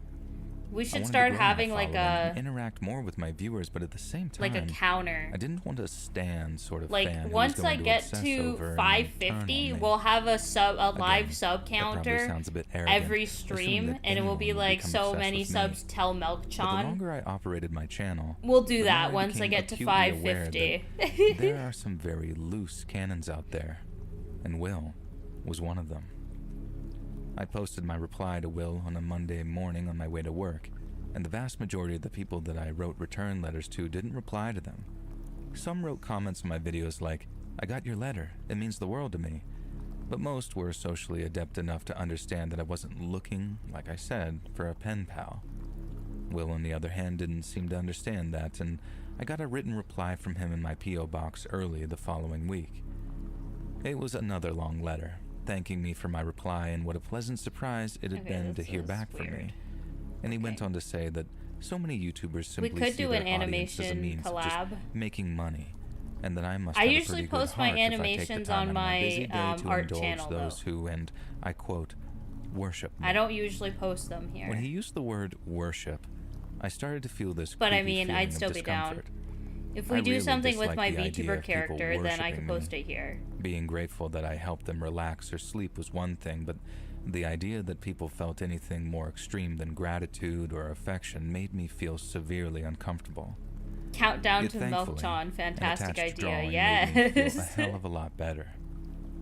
Will had drawn a picture of me with a small note on the back saying that he was completing an art course for the Open University, and that he couldn't possibly think of a more beautiful subject to practice his sketching with. Credit where credit is due. It was a very good It drawing. is kind of just like a Maybe preference. that's just my I ego usually talking, try but to keep I my found it so touching VTuber that It washed away all the discomfort his stuff use of the separate word from my art worship stuff, brought just on. because my VTuber I know stuff that might and my sound a bit content I make as a hypocritical, not wanting to be VTuber is a scrutinized, little bit but then different than being my art flattered stuff. But someone had obviously drawn a there's going to be picture of me. overlaps like what we're But it doing was right just now. such a beautiful sketch from But it's such more an or less obviously just to keep talented things artist that I couldn't organized. help And but also my be art overwhelmed account, with gratitude. I can put in like a No one had ever portfolio drawn a and be picture like of me links before, to it or been nearly so instead of flattering. having like my And so VTuber against my stuff better judgment, being I mixed wrote in Will a there, I very guess. short That's my reply, thought process thanking him for the anyways. picture and then posting it the following morning. Alright, have a good night, I knew to Toledo. expect a Thank you, reply. thank you, I'm thank you not for coming and totally hanging out, naive, and thank you for the but I raid didn't as expect it to well. be so I hope you have a wonderful night. unhinged. See ya, see ya, see ya. Curiosity drove me to open this letter when it showed up in my P.O. box. I knew his handwriting from the very peculiar ways that he'd write the A and the I in my username, so I knew who it was from before I even opened it. It was even more flattering this time, and he talked at length about all the art projects that he was working on and all the artists who inspired him. But then, towards the end, Will wrote that he had a confession to make. Oh, that's never He a told me good that thing. since we'd started exchanging letters, his feelings for me had grown stronger than those he might feel for a friend or sister. Oh no. He said that he had to face facts, and the biggest fact facing him at that current moment was the fact that he was more in love with me than he ever thought possible. Oh, that's The concerning. final 2 or 3 paragraphs were all about that love, how it had started, how it had developed, and how it burned up inside of him until he couldn't contain it anymore. I started to skim read, feeling this horrible kind of sinking feeling as I realized just how unwell Will really was. But then toward the end, I read that he'd included another confessions. picture Yeah, of you know me, that's when it's one like I was quite frankly dreading to is look in at, but stories like I this. did, That's when and this is what I saw. you get worried. Will That's had when the drawn me again, only concerns this start. time I was naked, and Sorry. I had a very large and very round pregnancy protrusion around my tummy. What? And then Oh standing no, behind that's me, weird. with his hand cupping my pregnant stomach, was a person Will claimed was him. Oh And then at no, the bottom that's of the page, super he'd weird. simply titled it, "Our Future." That's I threw both yeah, I the don't picture know. and the letter in my parents' kitchen bin as I was still living there at the time. And then I Yeah, I sat don't know. down at That's the table scary. and cried. None of y'all draw fan My mom art of came me to see like what the that. matter was, I and will we had a be big heart-to-heart about creeped the whole out. situation.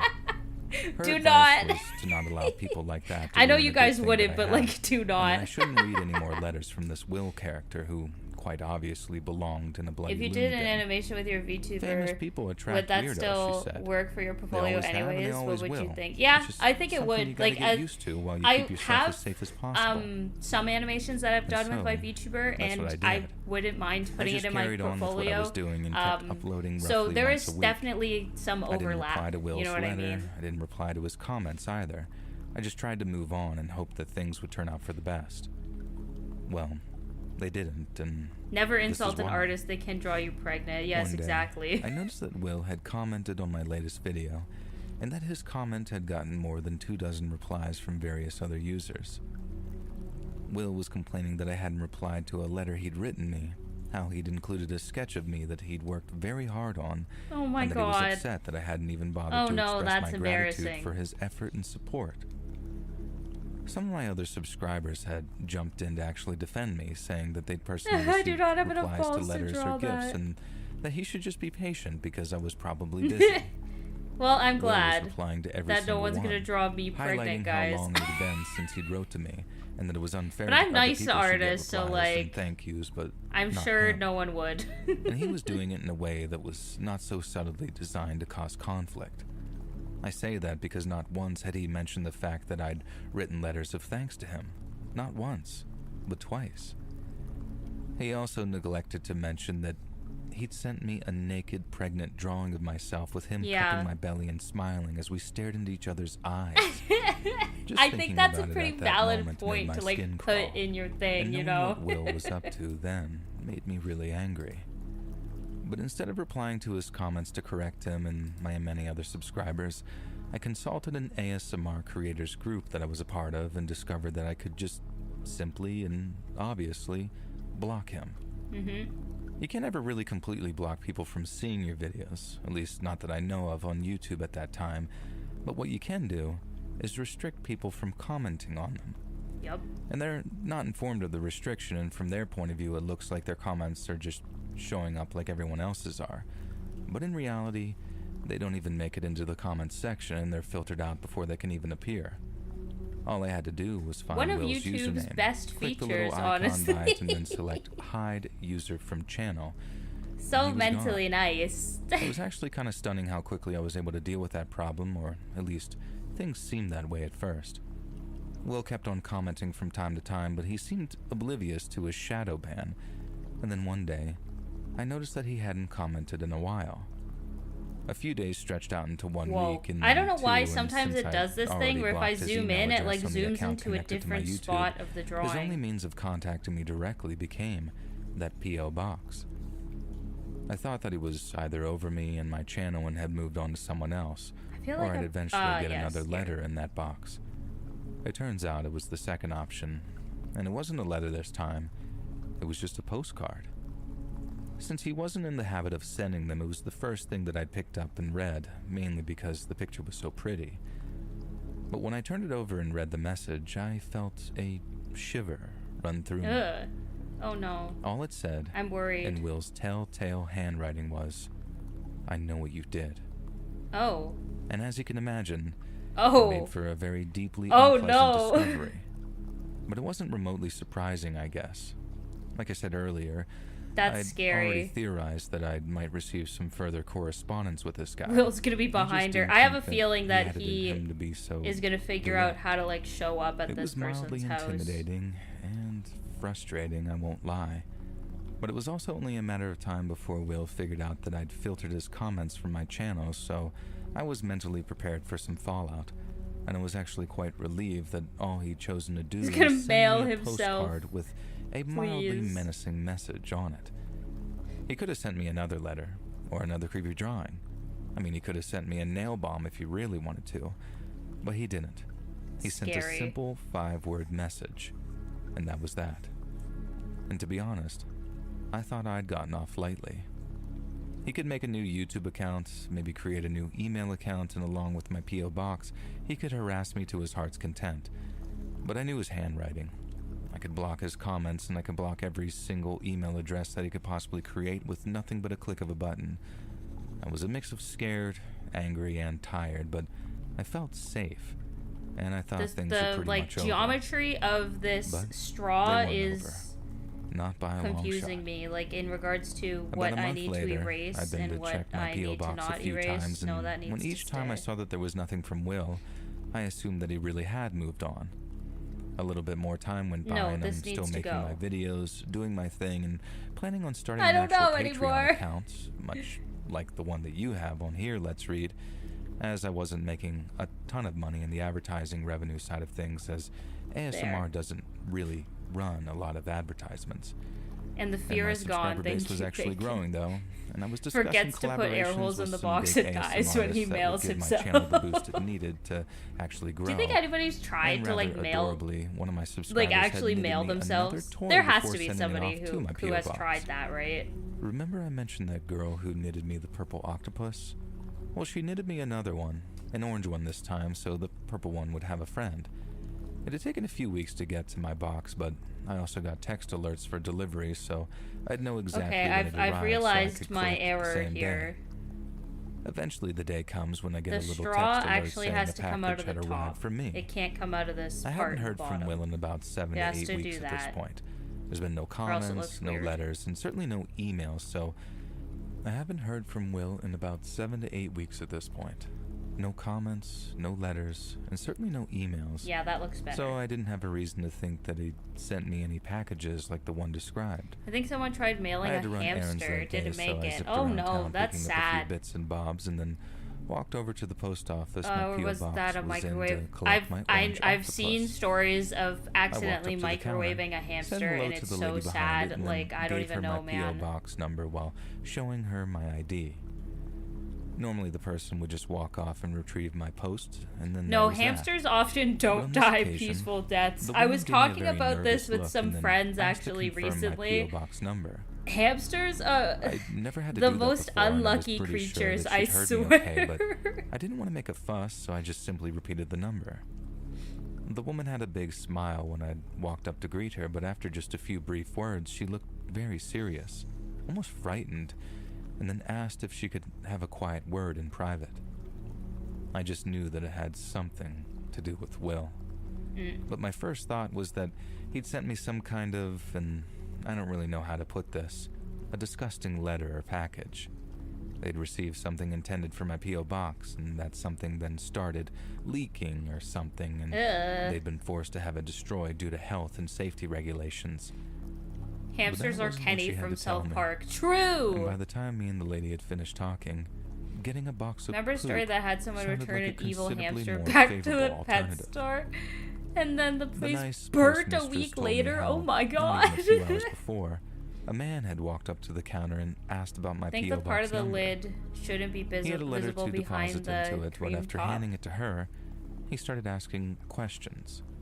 Oh, wanted you're to know so the name right, of the person Bacon. I renting didn't it, even... how Oh frequently my they god. came in to collect their post, and what days of the week I they wasn't usually even did paying so. attention to that. That And shouldn't the be there. postmistress said that she You're told so the right. man that it was against Royal Mail's policy to divulge their customers' personal information. That looks a lot better. But the man had insisted. He said something about how the person who owned the box was a close friend of his and that he needed to find them. When the woman pointed out that if they were a close friend, he should know their name, and the man became aggressive.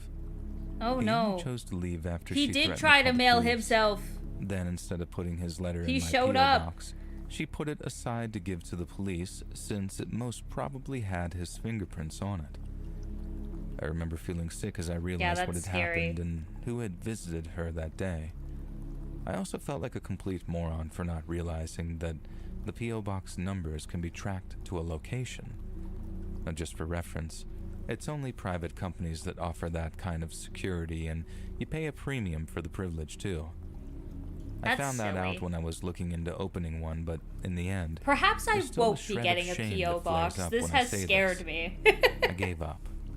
I decided I wasn't cut out for it. That I This wasn't story cut out has for taken dealing with several psychos leaps. like Yeah, that, this is even if it this was is a on scary an one. infrequent basis.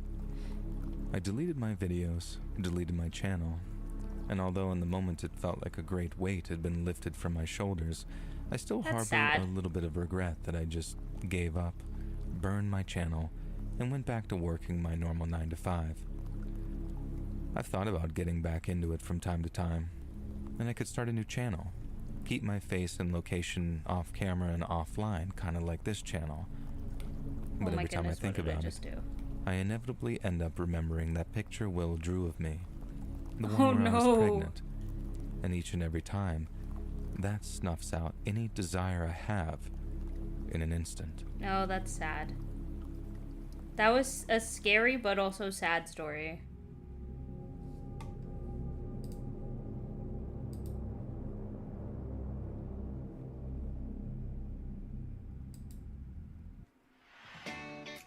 Are you ready to rock? Yeah, let's big stop savings? talking about Rakuten dead Big Give Week is hamsters. a I'm festival seeing of people savings talk with up to about it. 15% It's cash back sad. at your What favorite is stores. happening? We're talking Stop. up to 15% cash back at rates are 3. I don't care for ad right now. Like, let's read, get that coin, but I don't want to hear ad. During the winter of 2015, But yeah, no, hamsters have 34-year-old Lenny a sad Royal life. was living in Brighton, a vibrant metropolitan city on the southern coast of England. Lenny was originally from New York City, but after falling in love with an Englishman over a decade before, had been splitting his time between Britain and America while engaging in his lifelong passion of hairstyling. Oh, fire. Yet Lenny was no regular hairstylist, and continues to hold a reputation as one of the most talented professionals on the planet. Oh, nice. His clients have included the likes of Haley Baldwin and Sigourney Weaver, Oh, cool. and since he could easily find work on either side of the pond, his transatlantic lifestyle was both viable and profitable. But towards the end of 2015, the breakdown of his 12-year relationship became the catalyst I didn't mean to do that. for a harrowing series of events. There we go. It's not exactly clear how Lenny's relationship came to an end, but by his own admission, it sent him into a deep and debilitating depression. Lenny was prone Okay, to so such far, bouts so of good melancholy, with having this. already suffered his fair share of personal tragedy. When he was just a boy, both of his parents passed away after contracting HIV, Oh, that's which sad. led to the exceptionally deadly acquired immune deficiency Who syndrome. refers to someone as more an commonly known Englishman as in AIDS. 2024, Lenny's 2025? father was a heroin Apparently addict the and person contracted who HIV submitted through this to sharing Let's used Read. needles. He then unwittingly passed it on to Lenny's mother. When young Lenny learned that his parents were going to die, it terrified him. Then watching them slowly slip away had a profoundly terrible effect on him. Separating from his boyfriend during the winter of 2015 resulted in similar feelings of grief and loss, which in turn brought back terrible memories of his parents' passing. Lenny knew that he had to do something to shake the depression that he was feeling, so after a period of contemplation, he downloaded a dating app known as Grindr. Oh. Lenny was no doubt looking for what is commonly referred to as a brief love affair believed to boost the recently rejected self-esteem, and in doing so, he matched with a 24-year-old Scottish man by the name of Daryl Rowe. Daryl, originally from the Scottish capital of Grindr to be Edinburgh, mentioned. had himself suffered a rough upbringing. Although the details of his early childhood are murky, we know that Daryl was adopted by two foster parents named Jackie and Harry when he was still just a boy. His foster mother once described him as a really lovable boy who was good company. Yet what's painfully clear is that they adopted an extremely damaged child. Upon arriving at their home in the nearby seaside town of North Berwick, Jackie and Harry noticed that little Daryl's body was covered in scars. So in the span of a minute, we've gone from hairstyling to HIV to Grindr. Yeah, and also Englishman was mixed in there. Over which he displayed a fierce protectiveness. Jackie and Harry tried to raise Daryl as best they could, and they spared no expense in the pursuit of turning the young man's life around. Then one day, when Daryl was in his early 20s, he announced that he was leaving Edinburgh and moving all the way down to Brighton in England. Although an educated guess, it's easy to assume that Daryl moved to Brighton due to it being a historical haven for young gay men. Oscar Wilde was a frequent visitor to the city, with one local historian explaining that every time Brighton I hear has long Grindr, I been think a of refuge Family for those Guy. seeking freedom from the strictures That, yeah, of you know what, conventional that's society. fair. He thanked his foster parents for everything they'd done for him, promised to stay in touch, and then ultimately relocated in April of 2015. Around 8 months later, Daryl and Lenny formed a connection on Grindr. Then after an initial period of flirtatious conversation, Daryl proposed they meet. At first, the prospect of meeting him excited Lenny. Daryl was 10 years his junior, and knowing that he could attract someone so young and handsome made the older Lenny feel much, much better regarding his recently dissolved relationship. In fact, Daryl seemed to be in awe of his new match's age, experience, and glamorous profession. But the pride Daryl's charm allowed Lenny to rekindle may have seriously clouded his judgment when it came to what happened Femboy next. Rodent is popping off. Yes, Daryl he and Lenny texted back and forth is. for He's a few eating. days, toying Well, with he's the actually idea of meeting up drinking. for a date. But he's But eating. then one day, Daryl made a suggestion which made Lenny feel deeply uncomfortable. When the subject of physical intimacy arose, Daryl seemed to flippantly eschew the idea of using a prophylactic. Or in other words, he flat out refused to wear any kind of protection. For Lenny, this was a definitive red line. Yeah. And although he and Daryl had already swapped telephone numbers, he'd taken such offense that he began the process of blocking him on various social media platforms. You know what? It Good was for only him. at the very last second that Daryl managed to salvage his attempt at romance when he gave a categorical promise to wear protection in the event that they became intimate. Daryl might have saved himself from Lenny's blocked profile section, but he was still on thin ice. So over the next few days, he worked to regain Lenny's trust by swapping a series of innocuous selfies with him. His efforts paid off, and it was around this time that Daryl convinced Lenny to share his home address. He later said the exchange of That's where it information was goes simply wrong, part of though. getting to know his prospective date. But just hours later, Daryl showed up on his doorstep.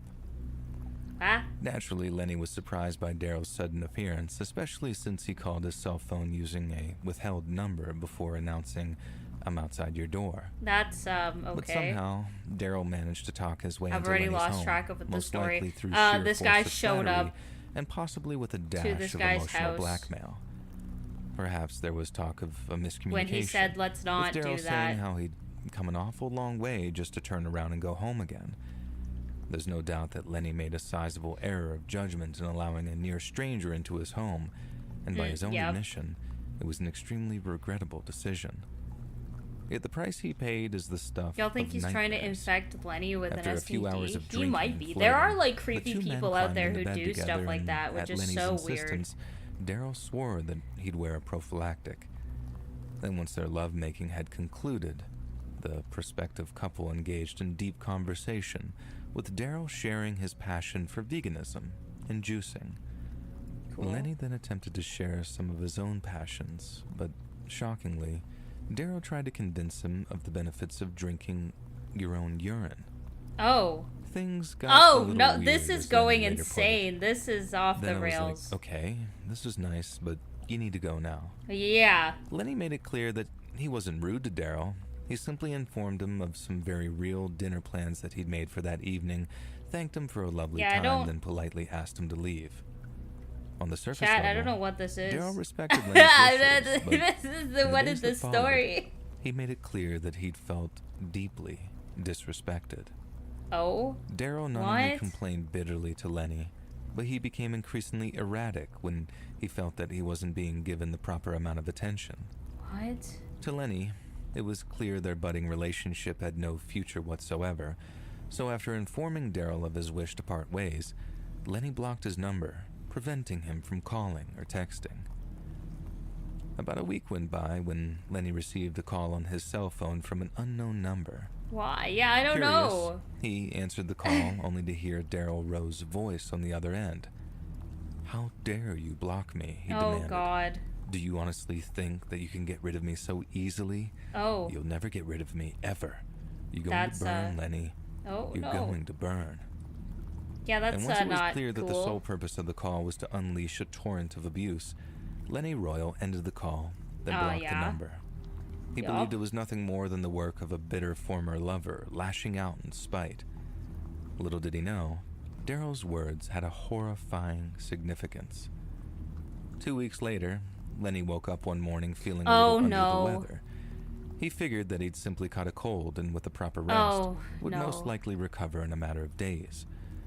But when a matter of days turned into an entire week's worth of malaise, Lenny visited How a dare you pharmacist not to let me purchase pee on you, this antibiotics. dude. Yeah, I don't know, man. However, after describing his symptoms, There are some the people like that, pharmacist yeah. stringently recommended that he visit a hospital for a Yep, more yep, that's in-depth exactly, you called it diagnosis. argument, that's exactly what's Lenny happening. did as he was asked and underwent a full checkup following a visit Oh to his no, local that's GP. sad.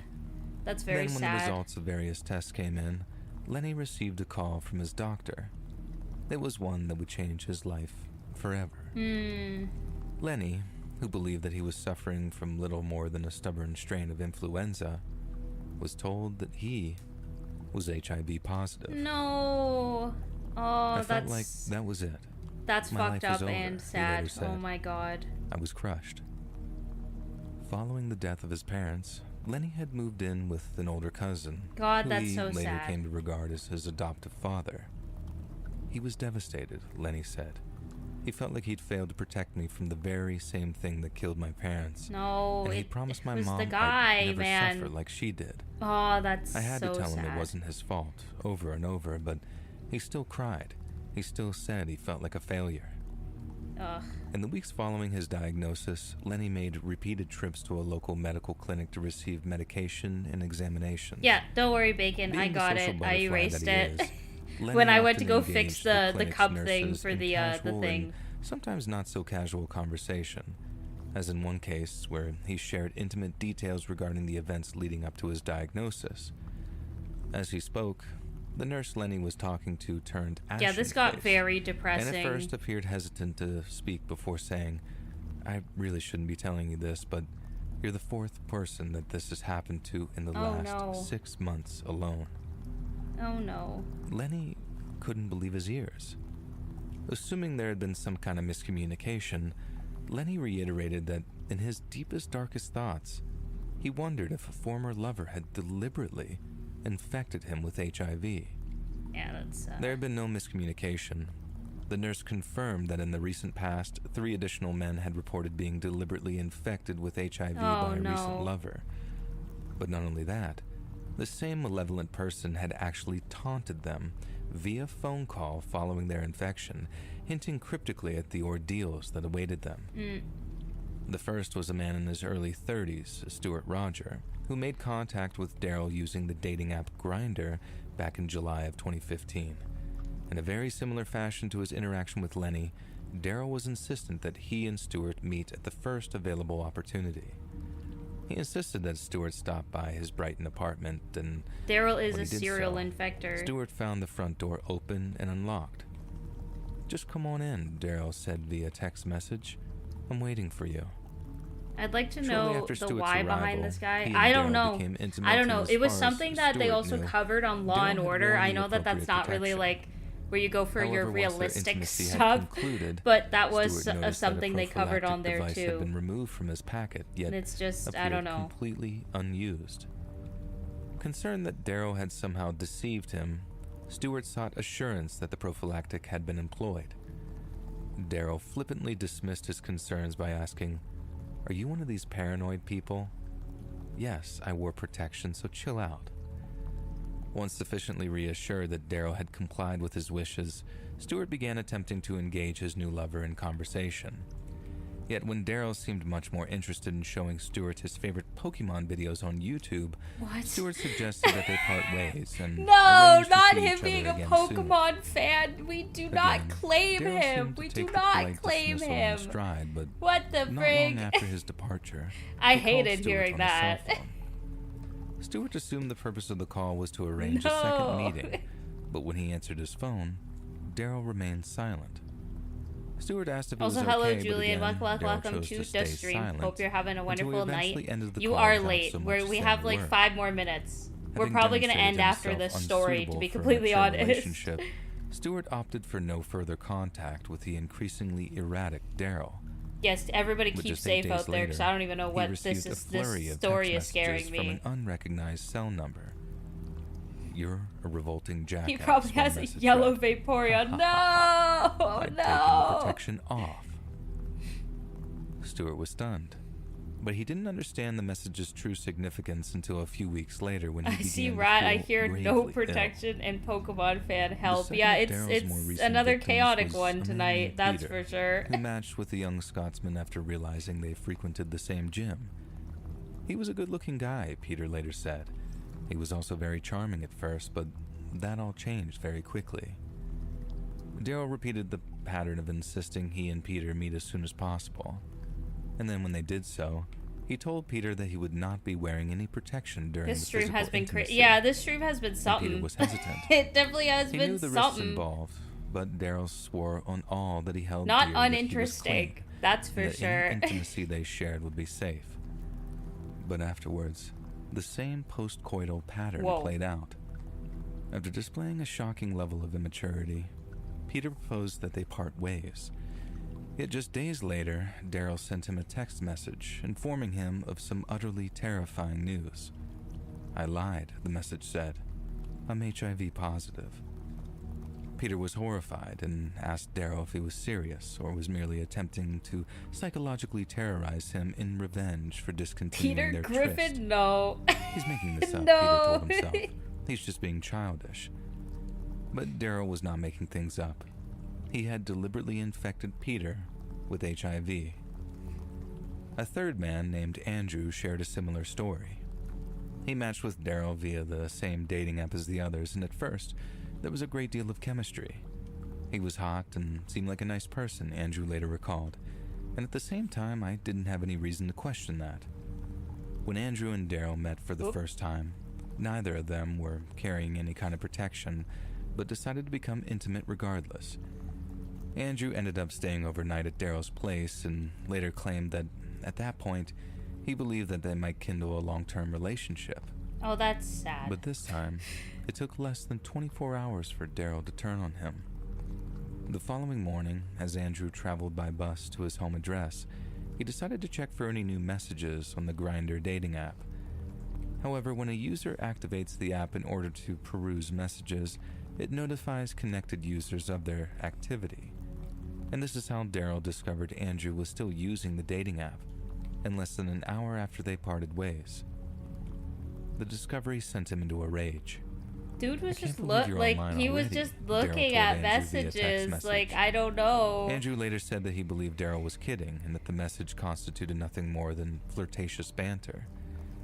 Yet when it became evident that Daryl was genuinely furious and that his show of possessiveness was not an attempt at humor, Andrew blocked him on all platforms and then resigned himself to move on. Yet just over a month later, Andrew was out drinking with a coworker when a series of text messages were sent to his The cell two phone. clear qualities. you He enjoyed was yourself, hot and the first felt like a message read, nice person. while Yeah, the I second don't know came with a about smiley that. emoji and said, "I have HIV, and now you do too." This It is should be not a noted fun that the story timing to of Daryl's hear. text messages is extremely significant. These days, if someone is exposed to HIV, they can obtain a drug known as post-exposure prophylaxis, which has the power to stop an infection if taken within 72 hours. Daryl could have quite easily informed his lovers of his status as a sufferer of HIV, but deliberately waited he was weeks to doing it drop the on bombshell purpose. that he had knowingly and deliberately exposed them to one of the deadliest diseases in modern history. Obviously, when each of Daryl's 4 victims realized his claims of infecting them were legitimate, they experienced a mixture of disbelief, confusion, and fear before rushing to the appropriate medical services for testing. In some cases, the wait was just 24 hours, but every second of gnawing uncertainty was nothing short I of think this is the most psychological we've torture. done in one drawing stream, first of Andrew all. sat alone, guzzling a bottle of wine and praying I the drew a results would lot come today. back negative. Whole The sketch next and day, line art. when the Let's call from go. the doctor came, he trembled with fear This as he line went looks a through bit the weird. I think formalities I'm of gonna try to confirming fix his it. identity. Andrew had almost resigned himself to the prospect of living out what little time he had left as a carrier of HIV and eventually a sufferer of AIDS. Yet once the security formalities were out of the way, the doctor told Andrew that his test results were negative. He almost collapsed with relief, and the same could be said for Peter, who also received the all clear after a brief but agonizing wait. Stuart Roger, on the other hand, was not so fortunate. When informed by his doctor that he contracted HIV, Stuart was devastated, but he swiftly informed the police of Daryl Rowe's actions. Good. Stuart provided them with a detailed Good. description of Daryl, along with his cell phone number, his home address, and several screenshots of the text message exchange they'd shared. From the moment I got my diagnosis, I was acutely aware that I would have to report this, he later said, before adding that Yeah, thank Daryl was you, obviously Julian. But an yes, it is almost time to exceptionally color. I have to do dangerous some line weights, who obviously, urgently but needed that's to be stopped. so much. Thanks to the information provided by Stuart Roger, the police were able to track Daryl to the nearby town of Salt Dean before placing him under arrest. But to ensure that he couldn't escape, police opted to execute a dawn raid rather than a regular door knock. After smashing their way into his apartment, officers discovered Daryl in bed with another man, later revealed to be his 8th known victim My of God. deliberate transmission. 8? Yet That's after nuts. seizing Daryl's phone and attempting to get to grips with the extent of his criminality, police discovered hundreds of potential victims spread across his multiple social media accounts, many of which had been established under false identities. Each and every one of these men had to be contacted by police and informed of their potential diagnosis. Following his arrest, police officers interviewed Daryl under caution, with the number I of wanted charges scary, not rapidly ballooning scarring. from Yeah, 1 this one was to 4 scarring. to 7 in the space of just a few hours. The police made a recording Yeah, of the this one interview was in messed. which Daryl explains that he wasn't aware of his status as a carrier of HIV, but it was an outright lie. By the time he was interviewed under caution, he had been explicitly aware of his own dire diagnosis for almost 12 months. The police were well aware that Daryl was attempting to deceive them, and on paper, he could have been held and tried in England. But since the majority of his known offenses had been committed in Scotland prior to his relocation to Brighton, he was transferred into the custody of Scottish police and then transported to Edinburgh. For some reason, once he was safely across the border, Scottish police chose to release Daryl on bail and into the custody of his foster parents. But almost immediately after the emotional reunion, he attempted to escape justice by hiding among the Pentland Hills, which loom over the city of Edinburgh. When he heard Daryl had escaped police custody, Lenny was furious. I couldn't believe they released him, he said, especially since he kept saying that he was going to do it to other men. He was obviously sick in the head. I used to wonder, with all that time that he spent in Edinburgh and Brighton, how many more victims could be there.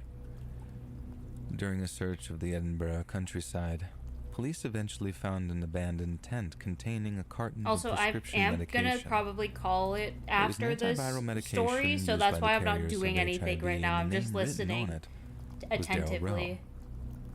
Police already had an idea that Daryl was hiding among the Pentland Hills, but what was particularly alarming about the discovery was how all of the pills remained untouched in their blister packets. The medicine's purpose was to make his infection less contagious. In refusing to take it, his intention to recommence the infection of others was chillingly evident. And by November of 2016, the hunt for Daryl Rowe had entered its 11th month, and around 25 additional victims had come forward to report physical interactions with him. Naturally, the police focused their searches around the cities of Brighton and Edinburgh, yet little did they know, Daryl had made his way to Newcastle. Using the pseudonym Gary Cole, Daryl attempted to keep a low profile, but continued to use dating apps as a way to infect additional victims. But he's The first of still whom doing it? was a Like, man oh named my Tom. god. It's always been nearly impossible for me to approach a man, Tom later confessed. I guess that's probably why I've been quite gullible.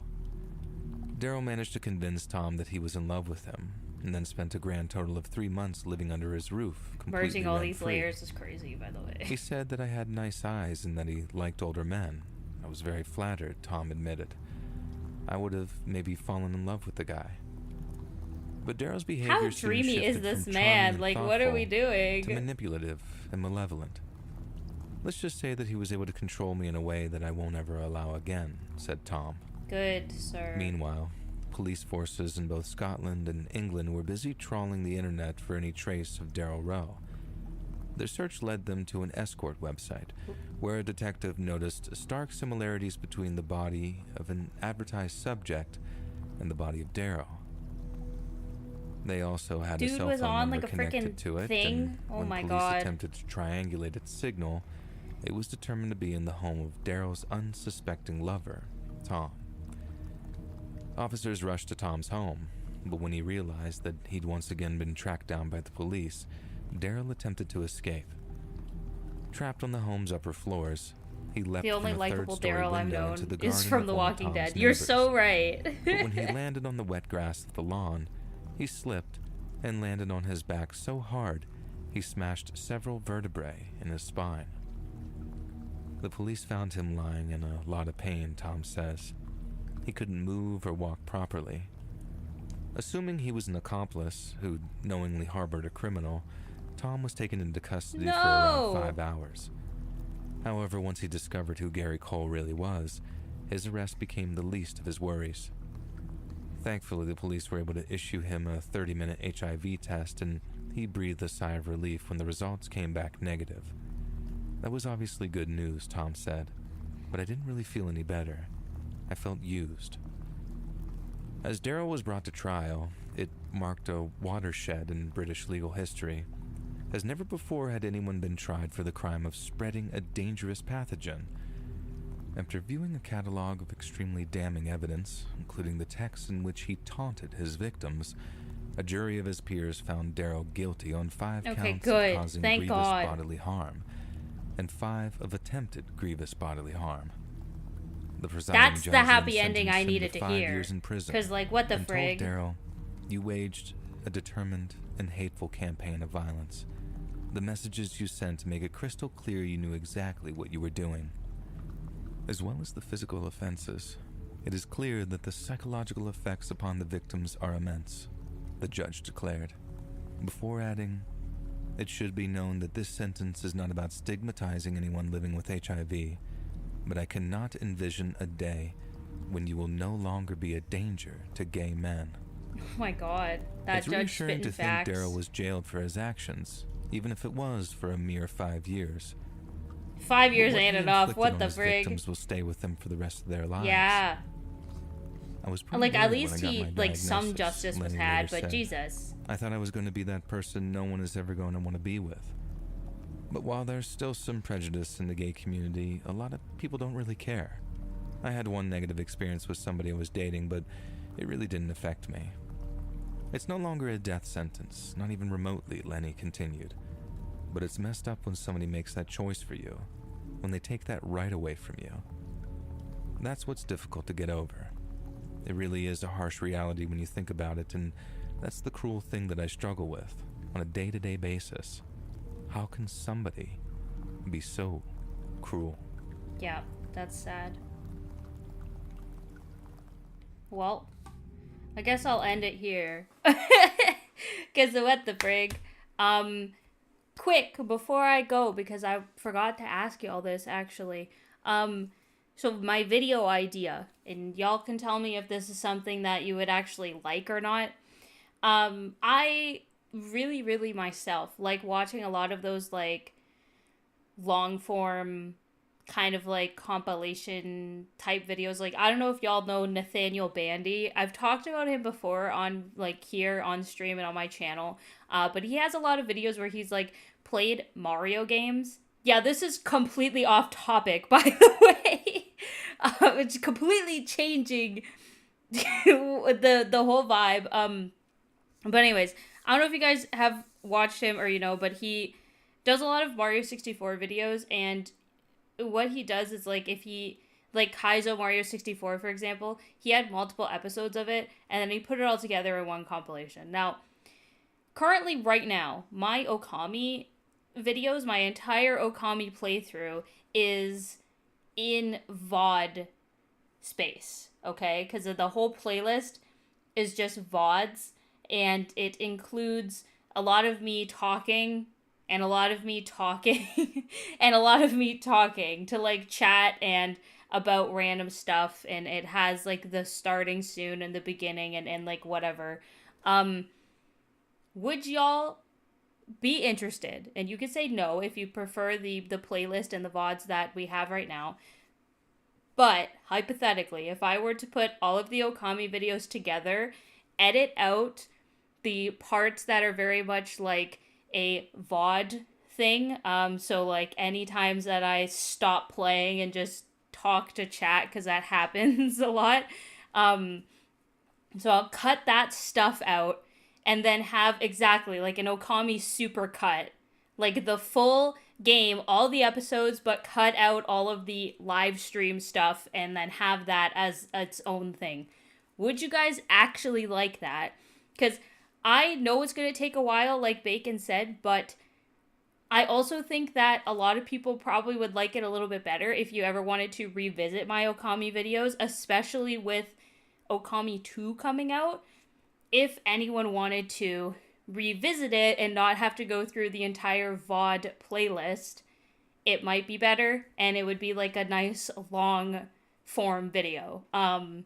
So far, everybody is on board with that idea. So I probably will do that. No promises of, like, when that's going to be out, because I know it's going to take a lot of editing, and it's going to be, like, a lot of cutting and, like, going through the content and stuff like that. But, okay, I'm glad that people seem to be interested in it. I will definitely work on that. I'm not going to give, like, a for sure date of when that's going to be posted or when that's going to be up, because I don't know how long it's going to take me. But I'll work on it kind of in parts in the background and get it out. Another thing, I low-key forgot about Paper Mario, the 1,000-Year Door. I'm going to try to do a stream next week. I don't know what day it's going to be, because it's going to have to be a day that I don't work. But I'll do a stream where I just finish the rest of the game. I believe I have 2 more crystal stars to go, and then it's, like, the final part. So it's gonna be a long stream. We're gonna do a long stream, but I'm just gonna finish it. So that's something that we're gonna do, because I freaking forgot. I freaking forgot about 1,000-Year Door, and again, I was watching Nathaniel Bandy. And then he was like, oh yeah, 1,000-Year Door. And I was like, oh my god, we haven't finished that game. Like, I'm pretty close to the end. I would say I'm not, like, that close. There's still quite a bit of game left. But I'm close enough to the end where I think that I could probably just sit down and, like, finish it in a day. So I'm thinking of doing that next week at some point. Maybe not next week. I have to check my work schedule and just see when I have, like, a fully free day. And then we're gonna do that. Because I've been neglecting it. And I want to finish that game because it's so fun. When will the supercut of Thousand Year Door be out? Never. No, I'm joking. But yeah, I do want to finish it. So look forward to that as well, because that's something that will be coming. And I will finish that game. And it's going to be like a while. I don't know how long that stream's going to be. I don't know how long the rest of the game's going to take me. But it'll definitely be over 2 hours. So 2 hours is the normal stream time, but it's definitely going to be over 2 hours. I'm probably, this is an estimate. I don't really know how long it's going to take me, and it might be longer, it might be shorter, but I'm estimating between 5 and 6 hours left. I don't know, though. So don't quote me on that. That's just my guess. But yes, that's the plan right now. Other than that, that was a lot of talking for somebody who is very tired. Also, it's extremely hot in the room that I'm in, and I don't know why. But anyways, aside from that, tomorrow I will be seeing y'all for Split Fiction, which I'm very excited for. K-Dog's gonna be back. We're gonna play Split Fiction once again, because his computer is fixed, so we can play Split Fiction again. And then Thursday, I will be seeing you guys for more art a little bit earlier in the day. I think that stream is at like 2:30, I believe. It's earlier in the day. It's not going to be a late night one. Because I did a poll, and most of you said that you would prefer a bit earlier in the day. So, yeah. But anyways, that's going to be all from me tonight. Thank you, everybody, so much for coming out and having fun. What a stream today. I hope that doesn't happen again. But it is what it is. Kind of funny. I don't know. I'm like laughing about it now. Because I'm just like, what the frick even was that? Like, it's the most confusing shit ever. But anyways, yeah, like I said, that's gonna be all. I hope that you guys have a wonderful rest of your night. Take care. I hope you all have a wonderful sleep. And I shall see you guys tomorrow for some Split Fiction. Alright. Bye, everyone. See ya, see ya, see ya. Bye, bye, bye, bye, bye. See ya, see ya, see ya. Bye, bye, bye, bye, bye.